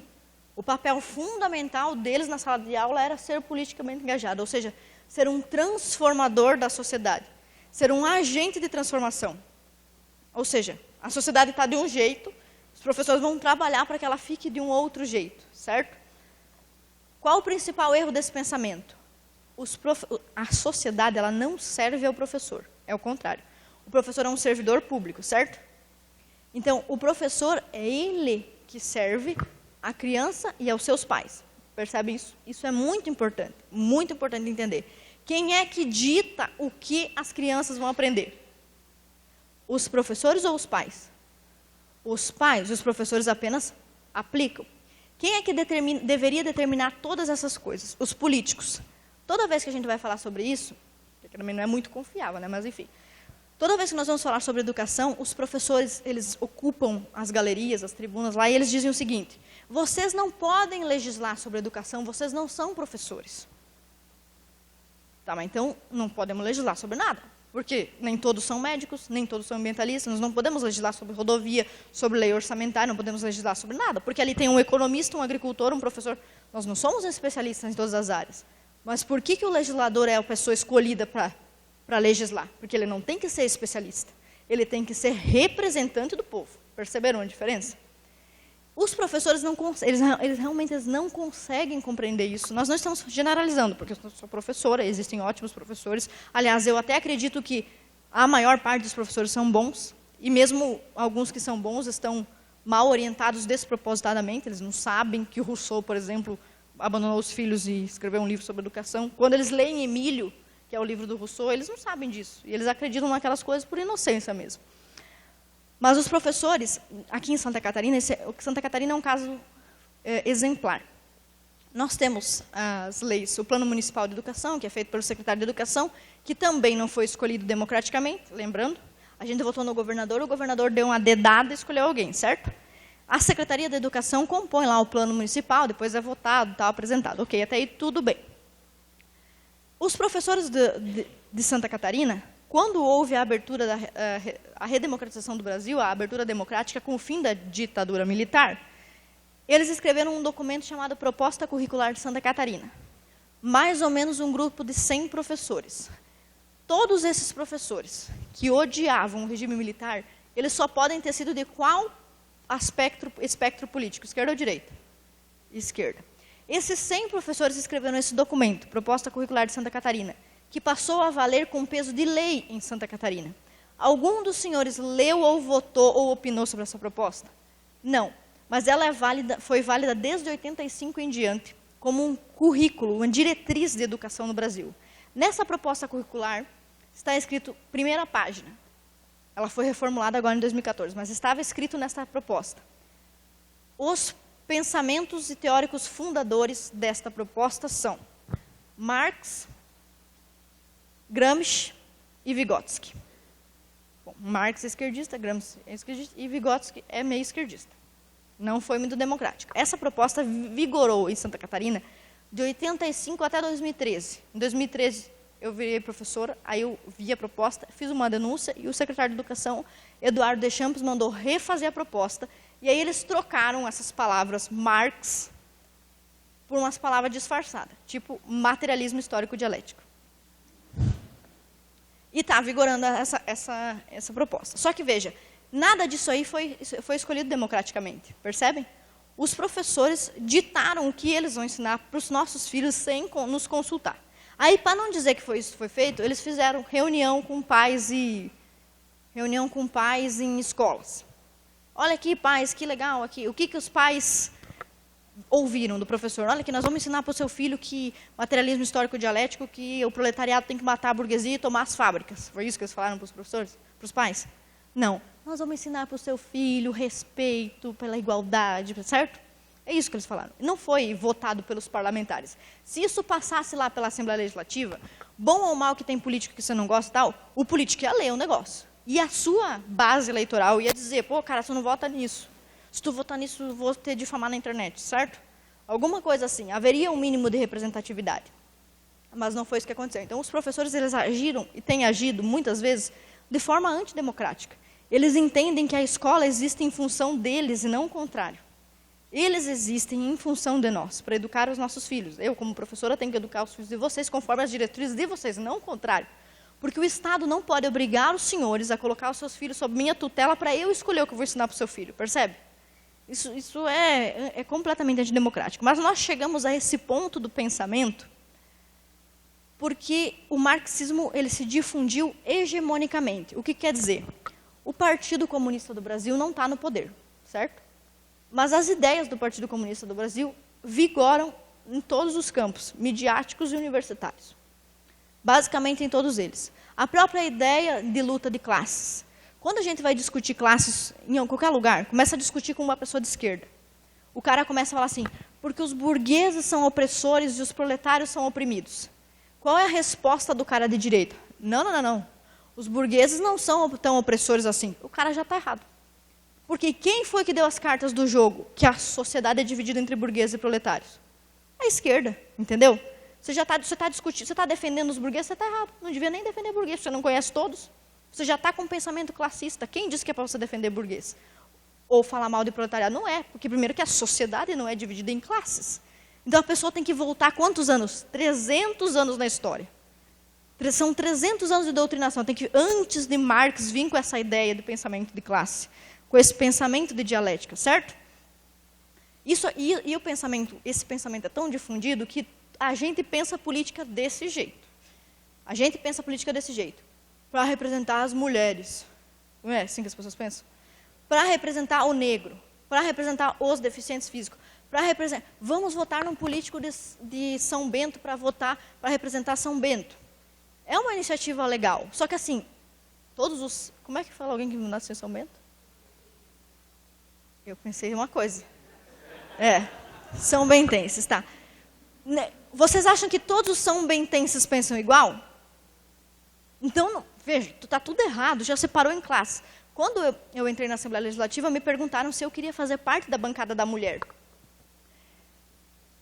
Me ligaram, a deputada, a senhora foi recentemente eleita, pela primeira vez na história do parlamento, nós temos 5 mulheres, é uma grande vitória. Tal. São quantos deputados? 40, tem 5 mulheres, sabe? Ela estava feliz, exultante. Eu falei, que legal, e daí? Ela falou, você quer fazer parte da bancada feminina? Como é que funciona isso aí? Então, deputada, como nós temos 5 mulheres, nós vamos montar essa bancada para representar o interesse das mulheres. Daí eu perguntei, sim, mas os homens têm a bancada dos homens? Ai, deputada, é claro que não, né? Cada homem pensa como quiser. Não é? Fazer a bancada dos negros. Aí, se você tiver um negro de esquerda e de direita, faz como? Então, assim, todos os projetos da bancada da mulher... Por exemplo, tem um projeto da bancada da mulher que prevê aumentar as cotas dos partidos políticos, que hoje é 30%, né? Aumentar para 50%. Ou seja, para cada 5 candidatos homem, tem que ter 5 candidatos mulher. E esse projeto veio lá, projeto da bancada feminina. Eu falei, mas eu sou dessa bancada, nem tinha visto isso aí. Aí está lá, assinado pelas 4, menos por mim. Caiu para quem a relatoria? Aê, legal. Ou seja, as 4 deputadas apresentaram um projeto de lei que eu vou fazer um parecer contra. Ou seja, as mulheres estão brigando entre si. Como é que é essa bancada feminina? Não existe. Tem como eu botar negros? Tem como eu botar 2 deputados lá de São Bento e eles vão pensar igual? Não, então só o fato do cara de direita ir discutir com o cara de esquerda, tentando defender o burguês, ele já está errado. Está cheio de burguês safado. Está cheio de proletário safado. E está cheio de burguês legal e de proletário legal. E não existe essa determinação de classe. Esse pensamento ele começou quando, isso é engraçado falar, as pessoas dizem que não se deve misturar religião com política. Só que não existe essa separação. Lembra que eu falei que o Estado laico foi uma criação de uma religião? Não existe. Quando surgiu o faraó no Egito, quem ele era? Deus na terra, lembra? Que ele era a reencarnação de Amon-Ra, ou seja lá que for. Depois vinham os imperadores gregos e romanos, representantes dos deuses. Depois vieram os reis. Quem são os reis? Um cara escolhido por Deus, de uma dinastia, de uma família escolhida por Deus para governar. Aí os iluministas vieram com essa ideia, nós temos que dividir, separar religião de política. Quando eles começaram isso? 1792, na Revolução Francesa. Aí eles apresentaram a Revolução Republicana. Existem dois tipos de iluminismo. O iluminismo de esquerda, que é o iluminismo da França, e o iluminismo de direita, que é o iluminismo dos Estados Unidos. O iluminismo de esquerda da França era um iluminismo anti-igreja. Então, veja, a política não se separa da igreja. Ou o político defende a igreja, ou o político persegue a igreja. Ele não tem, ou eu sou político neutro. Tipo, essa igreja está pegando fogo, vai apagar ou não vai fazer nada? Fazer nada. Então, tu tem que escolher um lado. Então, você já escolheu um lado. Se você não está fazendo nada, você escolheu um lado. Se você está fazendo, você escolheu também. Isso é muito simples. Imposto na igreja. Vamos cobrar imposto das igrejas, sim ou não? É uma posição política e religiosa ao mesmo tempo. Qualquer coisa, existe alguma coisa, para quem é evangélico aqui, mais importante que Jesus na sua vida? Não. Aí se você fosse governador, alguma coisa ser mais importante que Jesus na sua vida? Nem o governo do Estado, certo? Então, para as pessoas, a religião é superior à política. E aqueles que pensam que a política é superior à religião estão tomando um posicionamento religioso que é o da antirreligião. Então, os revolucionários franceses, em 1790, começaram, vamos propor um Estado onde a religião não oprime ninguém. Resultado, 2 anos depois, estavam matando padres, freiras, perseguindo e queimando igreja. Ou seja, não era neutro, era antirreligioso. Foi desse pensamento que começou a se difundir a ideia de materialismo, que o Karl Marx depois criou a ideia de materialismo histórico. O materialismo é o seguinte, se nós somos anti-igreja, se nós somos anti-Deus, então Deus não existe, certo? Deus é ruim, ou a igreja que se dane, não importa. Esse era o pensamento dos iluministas de esquerda. Então, só o que existe é a matéria, é o que eu posso ver com os meus olhos. Eu não posso ver Deus, logo Deus não existe, e caso ele exista, ele não importa, porque eu não posso vê-lo. E aí se difundiu esse pensamento. Junto com isso, o cientificismo. A ideia falsa de que a ciência tem resposta para tudo. A ciência tem resposta para tudo? Quando é que começa a vida do feto? Não é porque não se deve discutir religião para falar da questão do aborto. Então, tá, vamos falar sobre ciência, então. Quando é que começa a vida do ser? A ciência não sabe responder, então vamos discutir religião, porque a ciência não sabe responder. Então, acabou, não vai chorar. Se a tua ciência não consegue, nós vamos ter que usar outro campo. A filosofia, a metafísica, certo? A ciência, ela não apareceu com o iluminismo. O que apareceu com o iluminismo foi o cientificismo.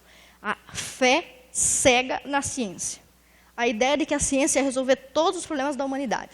Esse pensamento iluminista se difundiu no século XVIII e no século XIX. As pessoas pensavam o seguinte, se nós educarmos todo mundo, se nós alfabetizarmos todo mundo, ensinarmos ciência para todo mundo, vai todo mundo viver virtuosamente em paz e alegria. Quando esse processo começou, surgiu escola pública, primeiro na Prússia e depois na Rússia soviética. Então, a escola pública que a gente tem hoje, um monte de criaturinha, uma atrás da outra, se levantar o professor briga, para ir no banheiro tem que pedir autorização. Sabe que no presídio tu não precisa pedir autorização para ir no banheiro, né? Vocês sabem disso, né? Então, se você quiser ir no banheiro, tem que pedir autorização. Para levantar a mão, tem que falar. O professor te dá um número, você é 8, você é 3, você é 2, certo? Essa escola é uma escola soviética, uma escola prussiana. Quando essa escola surgiu, eles prometeram o mundo. Não, agora que tem escola pública, que homens e mulheres vão estudar juntos, agora nós vamos resolver todos os problemas da humanidade. Resultado, 30 anos depois, nazismo, Primeira Guerra Mundial, Segunda Guerra Mundial, campo de concentração, gulag, 100 milhões de mortos, ou seja, não resolveu nada, só piorou.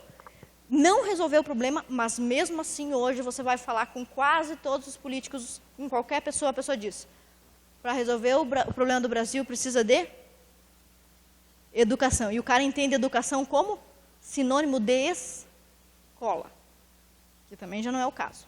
Então, a ideia de que a escola é sinônimo de educação já está errada.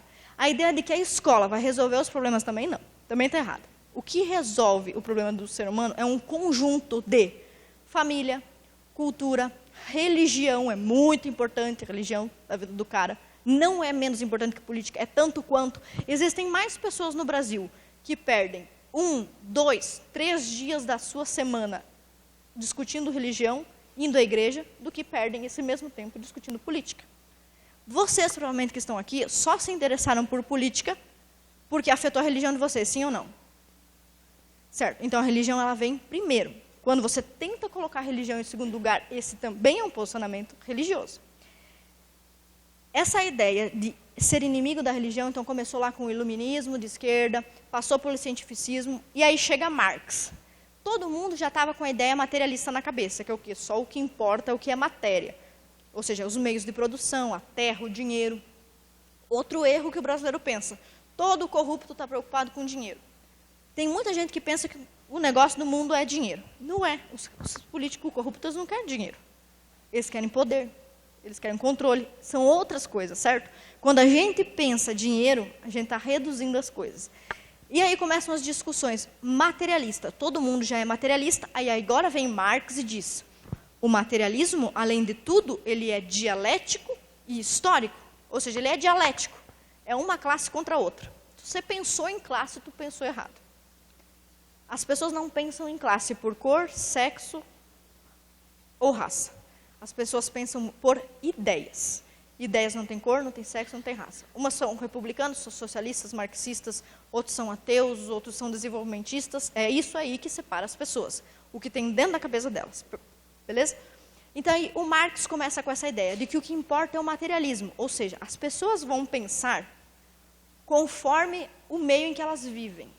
Então, os proletários que trabalham lá operando máquinas, eles vão pensar todos iguais.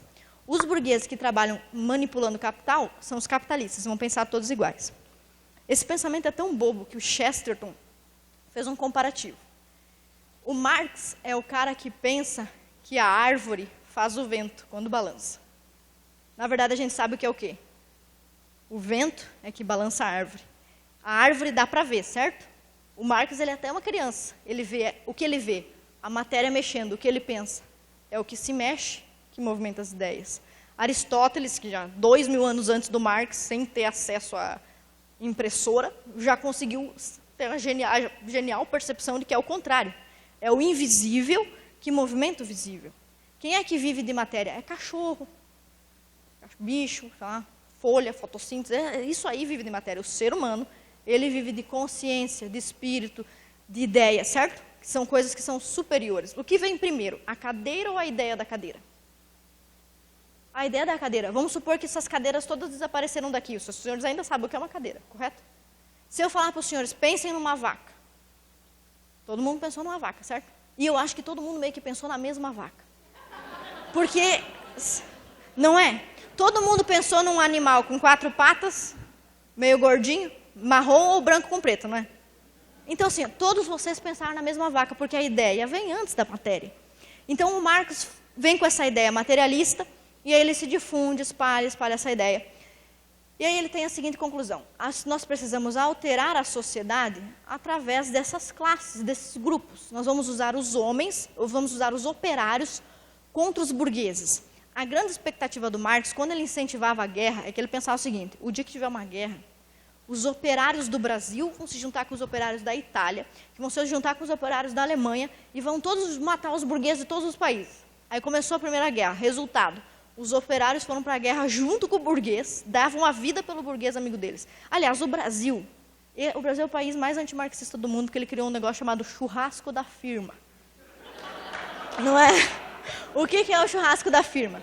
É o patrão paga a cerveja, a carne, a galera leva a cerveja e ninguém cogita a ideia de se matar, correto? Até acontece assim, ó, esses mesmos caras que estão no churrasco da firma, eles podem até, incentivados pelo sindicato, no final de semana seguinte ir lá fazer uma passeata, cobrar um aumento de salário, entendeu? Pode até fazer isso, porque o sindicato bota as coisas na cabeça deles. Mas eles não vão jamais pensar que o patrão é o inimigo deles. Eles tratam o patrão bem, porque eles percebem, isso aqui é minha fonte de renda.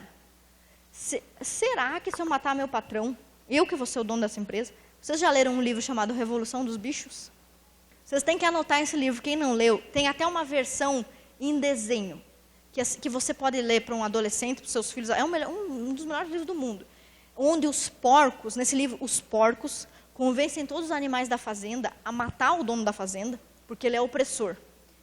E daí eles criam algumas regras. Nós vamos matar o dono da fazenda, aí ninguém vai poder morar na casa grande, lá na casa, porque nós somos um setor democrático, vai todo mundo morar junto, aí não vai mais ter guerra, não vai mais ter fome, etc. Daí os bichos tudo iludidos lá com os porcos, eles matam o dono da casa. Tá, 5 meses depois, os porcos estão morando na casa. Ocuparam o lugar. Pô, é melhor servir um ser humano ou um porco, raciocínio, né? Imagina o que os porcos queriam o dia inteiro da vida deles. Comer só, né?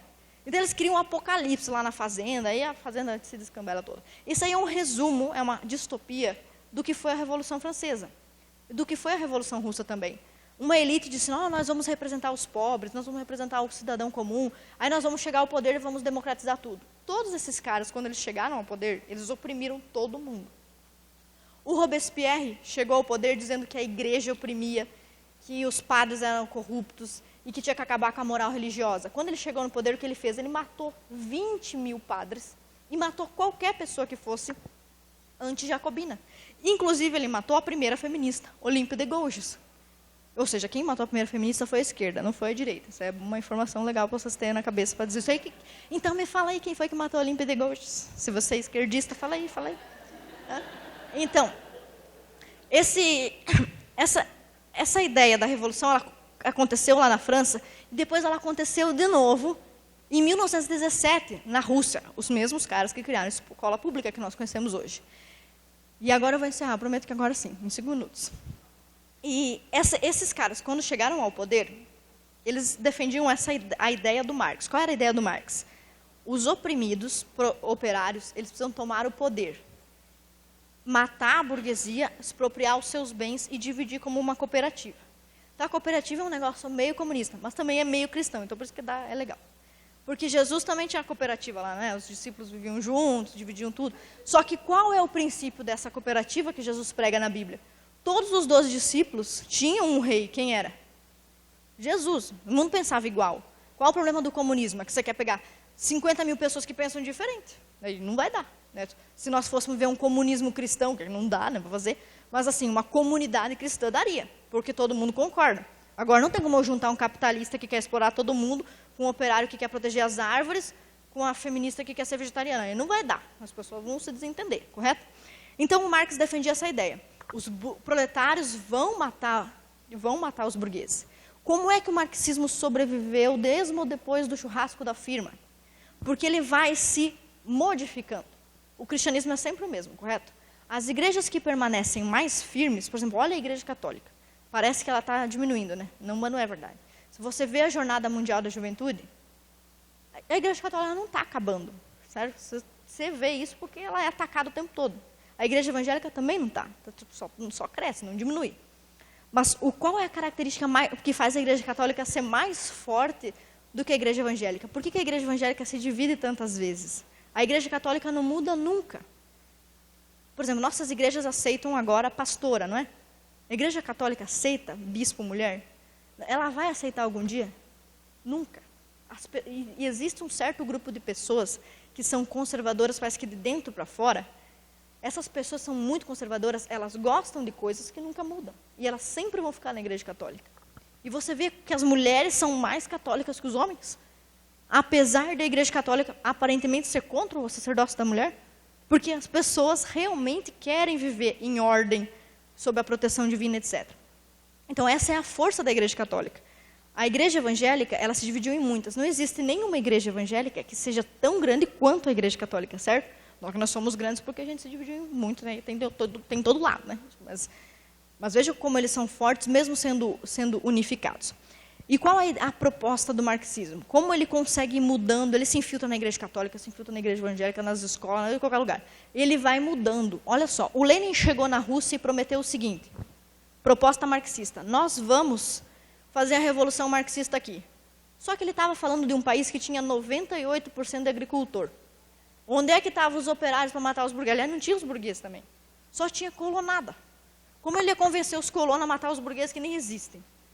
Então, ele criou um lumpen proletariado, com umas ideias lá, de que qualquer pessoa podia ser marxista. É a mesma coisa que o feminismo faz hoje e que o movimento LGBT faz hoje. E que o movimento negro faz hoje. Por exemplo, tem um monte de branco defendendo cota de negro, brigando com o negro, que diz que não quer cota. Tem um monte de homem feminista que discute comigo, que sou mulher, qual que são meus interesses.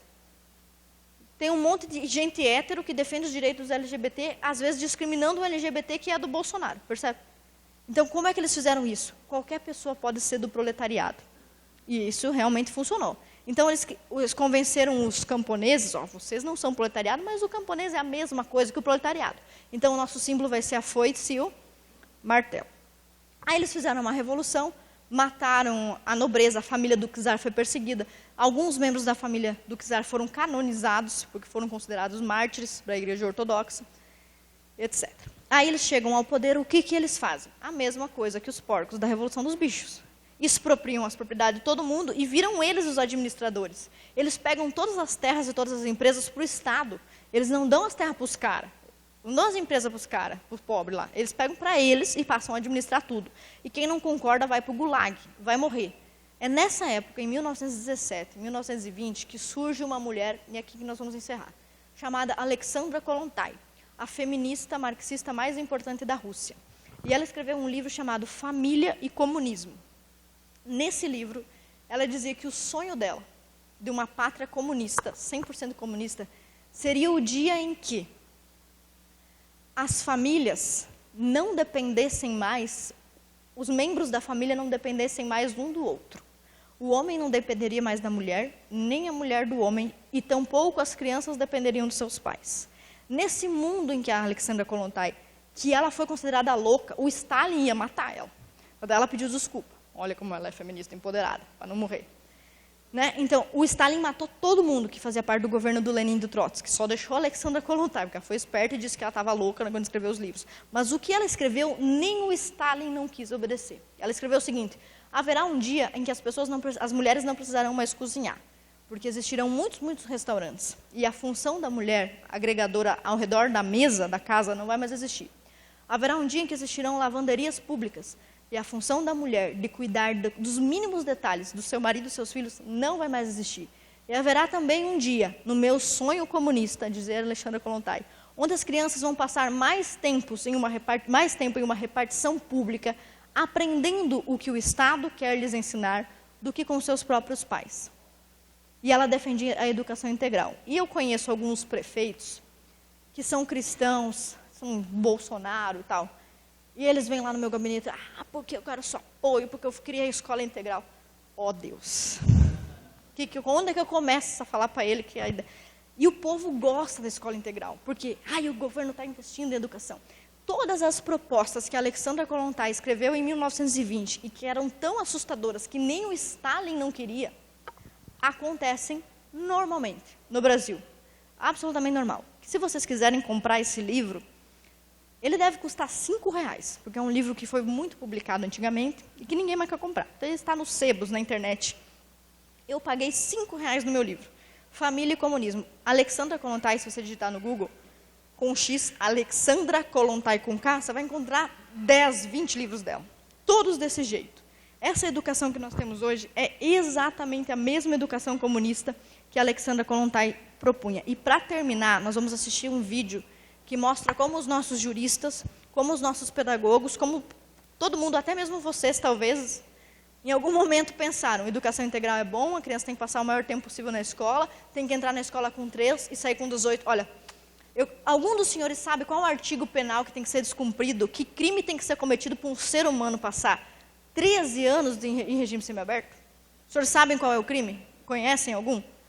Porque, assim, existem países que têm escola pública como uma opção. Agora, existem pouquíssimos países no mundo, além de Cuba, Venezuela e Brasil, onde a escola pública é obrigação. Por exemplo, nós temos direito à saúde, não temos? Por acaso os senhores são obrigados a todo mês ir lá no SUS, bater o ponto? Eu tenho direito à saúde, vim aqui para ficar 2 horas na fila e fazer um raio-x, porque é meu de toda semana, eu tenho que vir aqui. O Estado, ele tem que fornecer, correto? Fornecer opções. Ou seja, a pessoa quer estudar, o Estado tem que dar para ela uma opção. A pessoa precisa tratar um câncer, tem uma opção. A pessoa precisa de uma luz elétrica, de um encanamento, de uma fossa na casa dela. O Estado vai resolver isso lá com opções. Certo? A educação é o único direito que o cara é obrigado a ter. Você não colocou o seu filho na escola, o conselho tutelar vai na sua casa. Se você for com o seu filho no baile funk, o conselho tutelar não vai na sua casa. Mas se você não resolveu, eu não vou botar meu filho na escola, eu sou multimilionário, eu ganho 20 mil reais por mês, eu vou contratar um professor particular para cada disciplina. Não pode. Tem que levar seu filho lá no Energia, no Positivo, ou na escola pública. Quando uma pessoa de elite, por exemplo, Rockefeller, Rothschild, família Ford, pensa nos caras mais ricos do mundo, vocês acham que os filhos dele vão para a escola pública? Não. Mas eles são os mesmíssimos caras que dizem que a escola pública tem que ser obrigatória, compulsória e que tem que começar cada vez mais cedo. Agora é com 4, né? E aí o cara fica dos 4 aos 18. É 14 anos. Pelo amor de Deus, você pode alfabetizar. Eu acho que em 4 anos dá para ensinar tudo que precisa para uma criança poder ser autônoma. Não precisa de 14. Eu acho que nos 4 primeiros a criança aprende, nos outros 10 ela começa a esquecer. Porque é muitos anos, né? Então, para a gente terminar, eu vou mostrar como esse pensamento da Alexandra Kollontai, ele é hegemônico. Nós vamos assistir agora um vídeo da Débora Duprat, que é uma jurista brasileira, em um debate que ela teve com o Dr. Miguel Najib numa televisão, esse foi longamente veiculado. Nós vamos encerrar com esse vídeo, depois a gente vai terminar. Prestem muita atenção no que ela está dizendo sobre família. É a mesma coisa que a Alexandra Kollontai, mas se tu perguntar para ela, ela não sabe quem é a Alexandra Kollontai. Porque esse é o segredo do marxismo.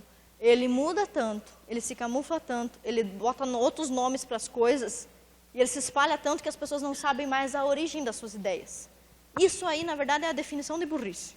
É você pensar um negócio e não saber de onde vem. E a segunda definição de burrice é você pensar um negócio e achar que a ideia é sua. Porque não existe nada que a ideia é sua. Tente pensar um troço. Alguém já pensou antes de você?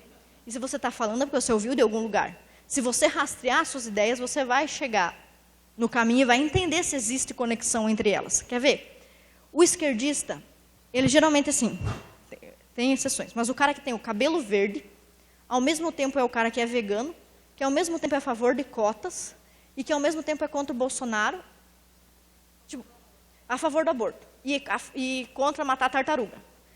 Como é possível que essas coisas tão aleatórias, comida, política, tartaruga e criança, juntar tudo numa pessoa só? Porque todas essas ideias, elas têm a mesma fonte, elas têm a mesma origem. Quem não estudou isso, tem esse pensamento, acha que é aleatório, mas não é. A mesma coisa o crente. Como é que pode? O cara é crente, vai para a igreja, usa saia até no pé e é a favor do porte de arma. E quando o vizinho briga com ele, ele faz uma oração pelo vizinho, em vez de dar um tiro. Não faz sentido, certo? Parece que não faz sentido. É o cara que come carne, é o mesmo que é contra o aborto. E o cara que só come alface é a favor do aborto. Como essas ideias podem ter a ver? Porque elas têm uma mesma raiz. E uma das coisas que pode nos fazer mais inteligente é descobrir por que essa ideia está conectada com essa outra, de onde que ela vem. E quando a gente faz isso, a gente descobre que a Débora Duprat, que é uma jurista brasileira, ela está repetindo as ideias de Alexandra Kollontai, que é a feminista mais radical da Rússia. Nem Stalin não aguentava ela. Falou para ela, se não calasse a boca, ele ia matá-la. Então, você imagina como ela era. E nós vamos terminar, então, assistindo o vídeo da Débora Duprat, que é o número... Oh, Deus, 15. Essa percepção equivocada de que a criança pertence à família, que a família tem o poder, um poder absoluto sobre a criança. Não é verdade. Essa percepção equivocada de que a criança pertence à família, que a família tem o poder, um poder absoluto sobre a criança. Não é verdade. A Constituição diz que a criança é um problema da família, da sociedade e do Estado. Exatamente porque a criança, ela recebe a orientação dentro de casa, mas ela também tem que ser preparada para o espaço público. O espaço público, ele não coincide com o espaço privado. O Tribunal Constitucional alemão, ele já teve a oportunidade de trabalhar sobre esse tema, que é recorrente quando se fala em educação sexual, por exemplo, o quanto isso gerou de polêmica no mundo todo, dizendo que a educação fornecida pela família, ela sequer pode prevalecer sobre a educação em sala de aula. Isso vai ser definido em questões específicas. Então, nós temos que combinar aí pluralismo de ideias, liberdade de cátedra que vem na sequência de uma Constituição que procura expurgar de seu texto qualquer resquício de autoritarismo, de período ditatorial, de período de censura, né? E essa questão da família.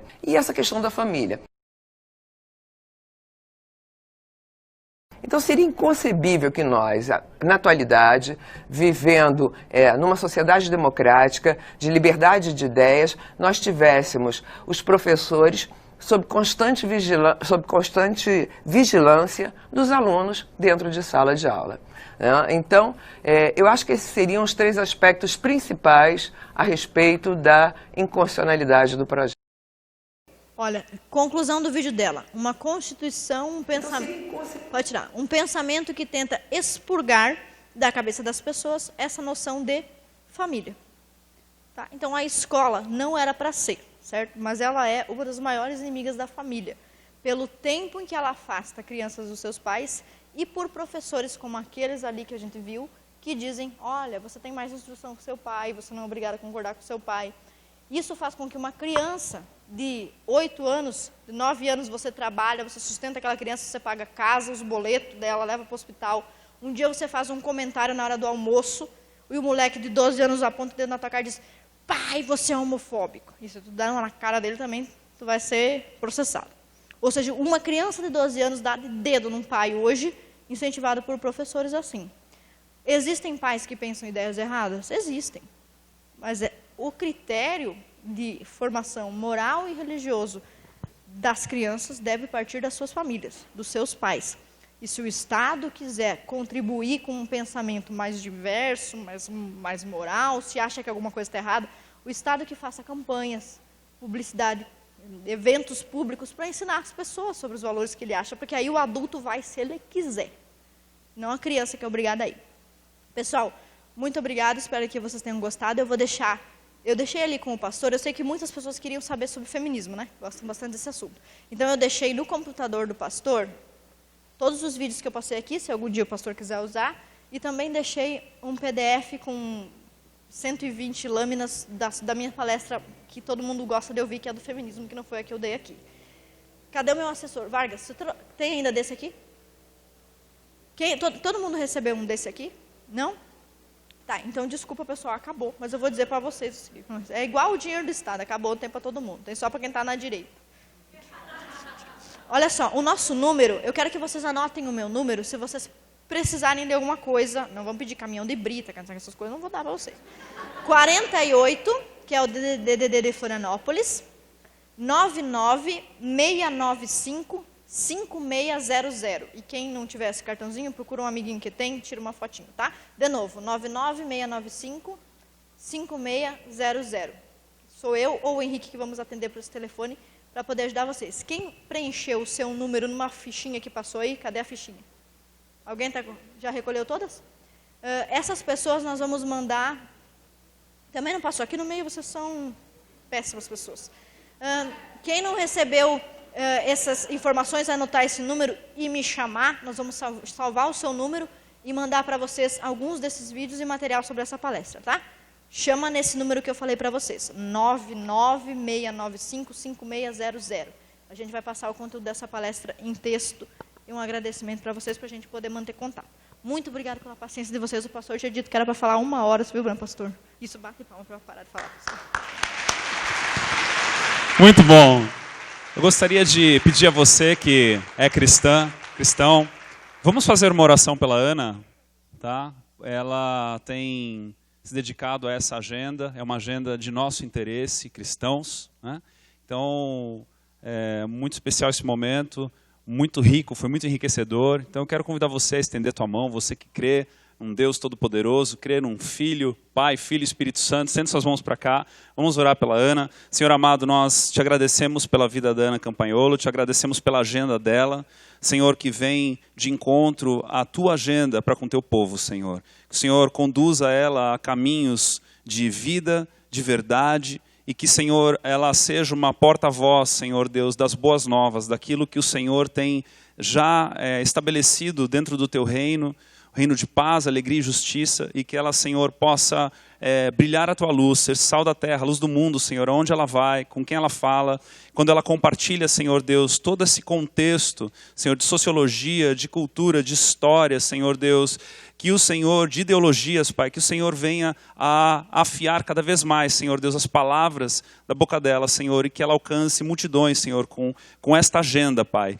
que diz respeito à tua. Em nome de Jesus, oramos também por cada família, por cada pai, cada mãe, cada filho, cada filha aqui presente, e aqueles que estão sendo representados nesse lugar, que o Senhor possa alcançar de forma tal que a verdade, Senhor Deus, que vem, Senhor Deus, para dissipar as trevas, seja, Senhor Deus, na sua plenitude, em cada lar, em cada família, em nome de Jesus. E eu quero encerrar aqui para você lendo o que o salmista Davi, Salmo 139, disse no versículo 23 e 24. Sonda-me, ó Deus, e conhece o meu coração, prova-me e conhece os meus pensamentos. Vê se há em mim algum caminho mau e guia-me pelo caminho eterno. Então, que essas sementes que nós recebemos aqui nessa noite possam surtir efeito na nossa prática, no nosso dia a dia, tá bom? Deus abençoe, obrigado vocês por terem vindo, obrigado, Ana. Deus abençoe.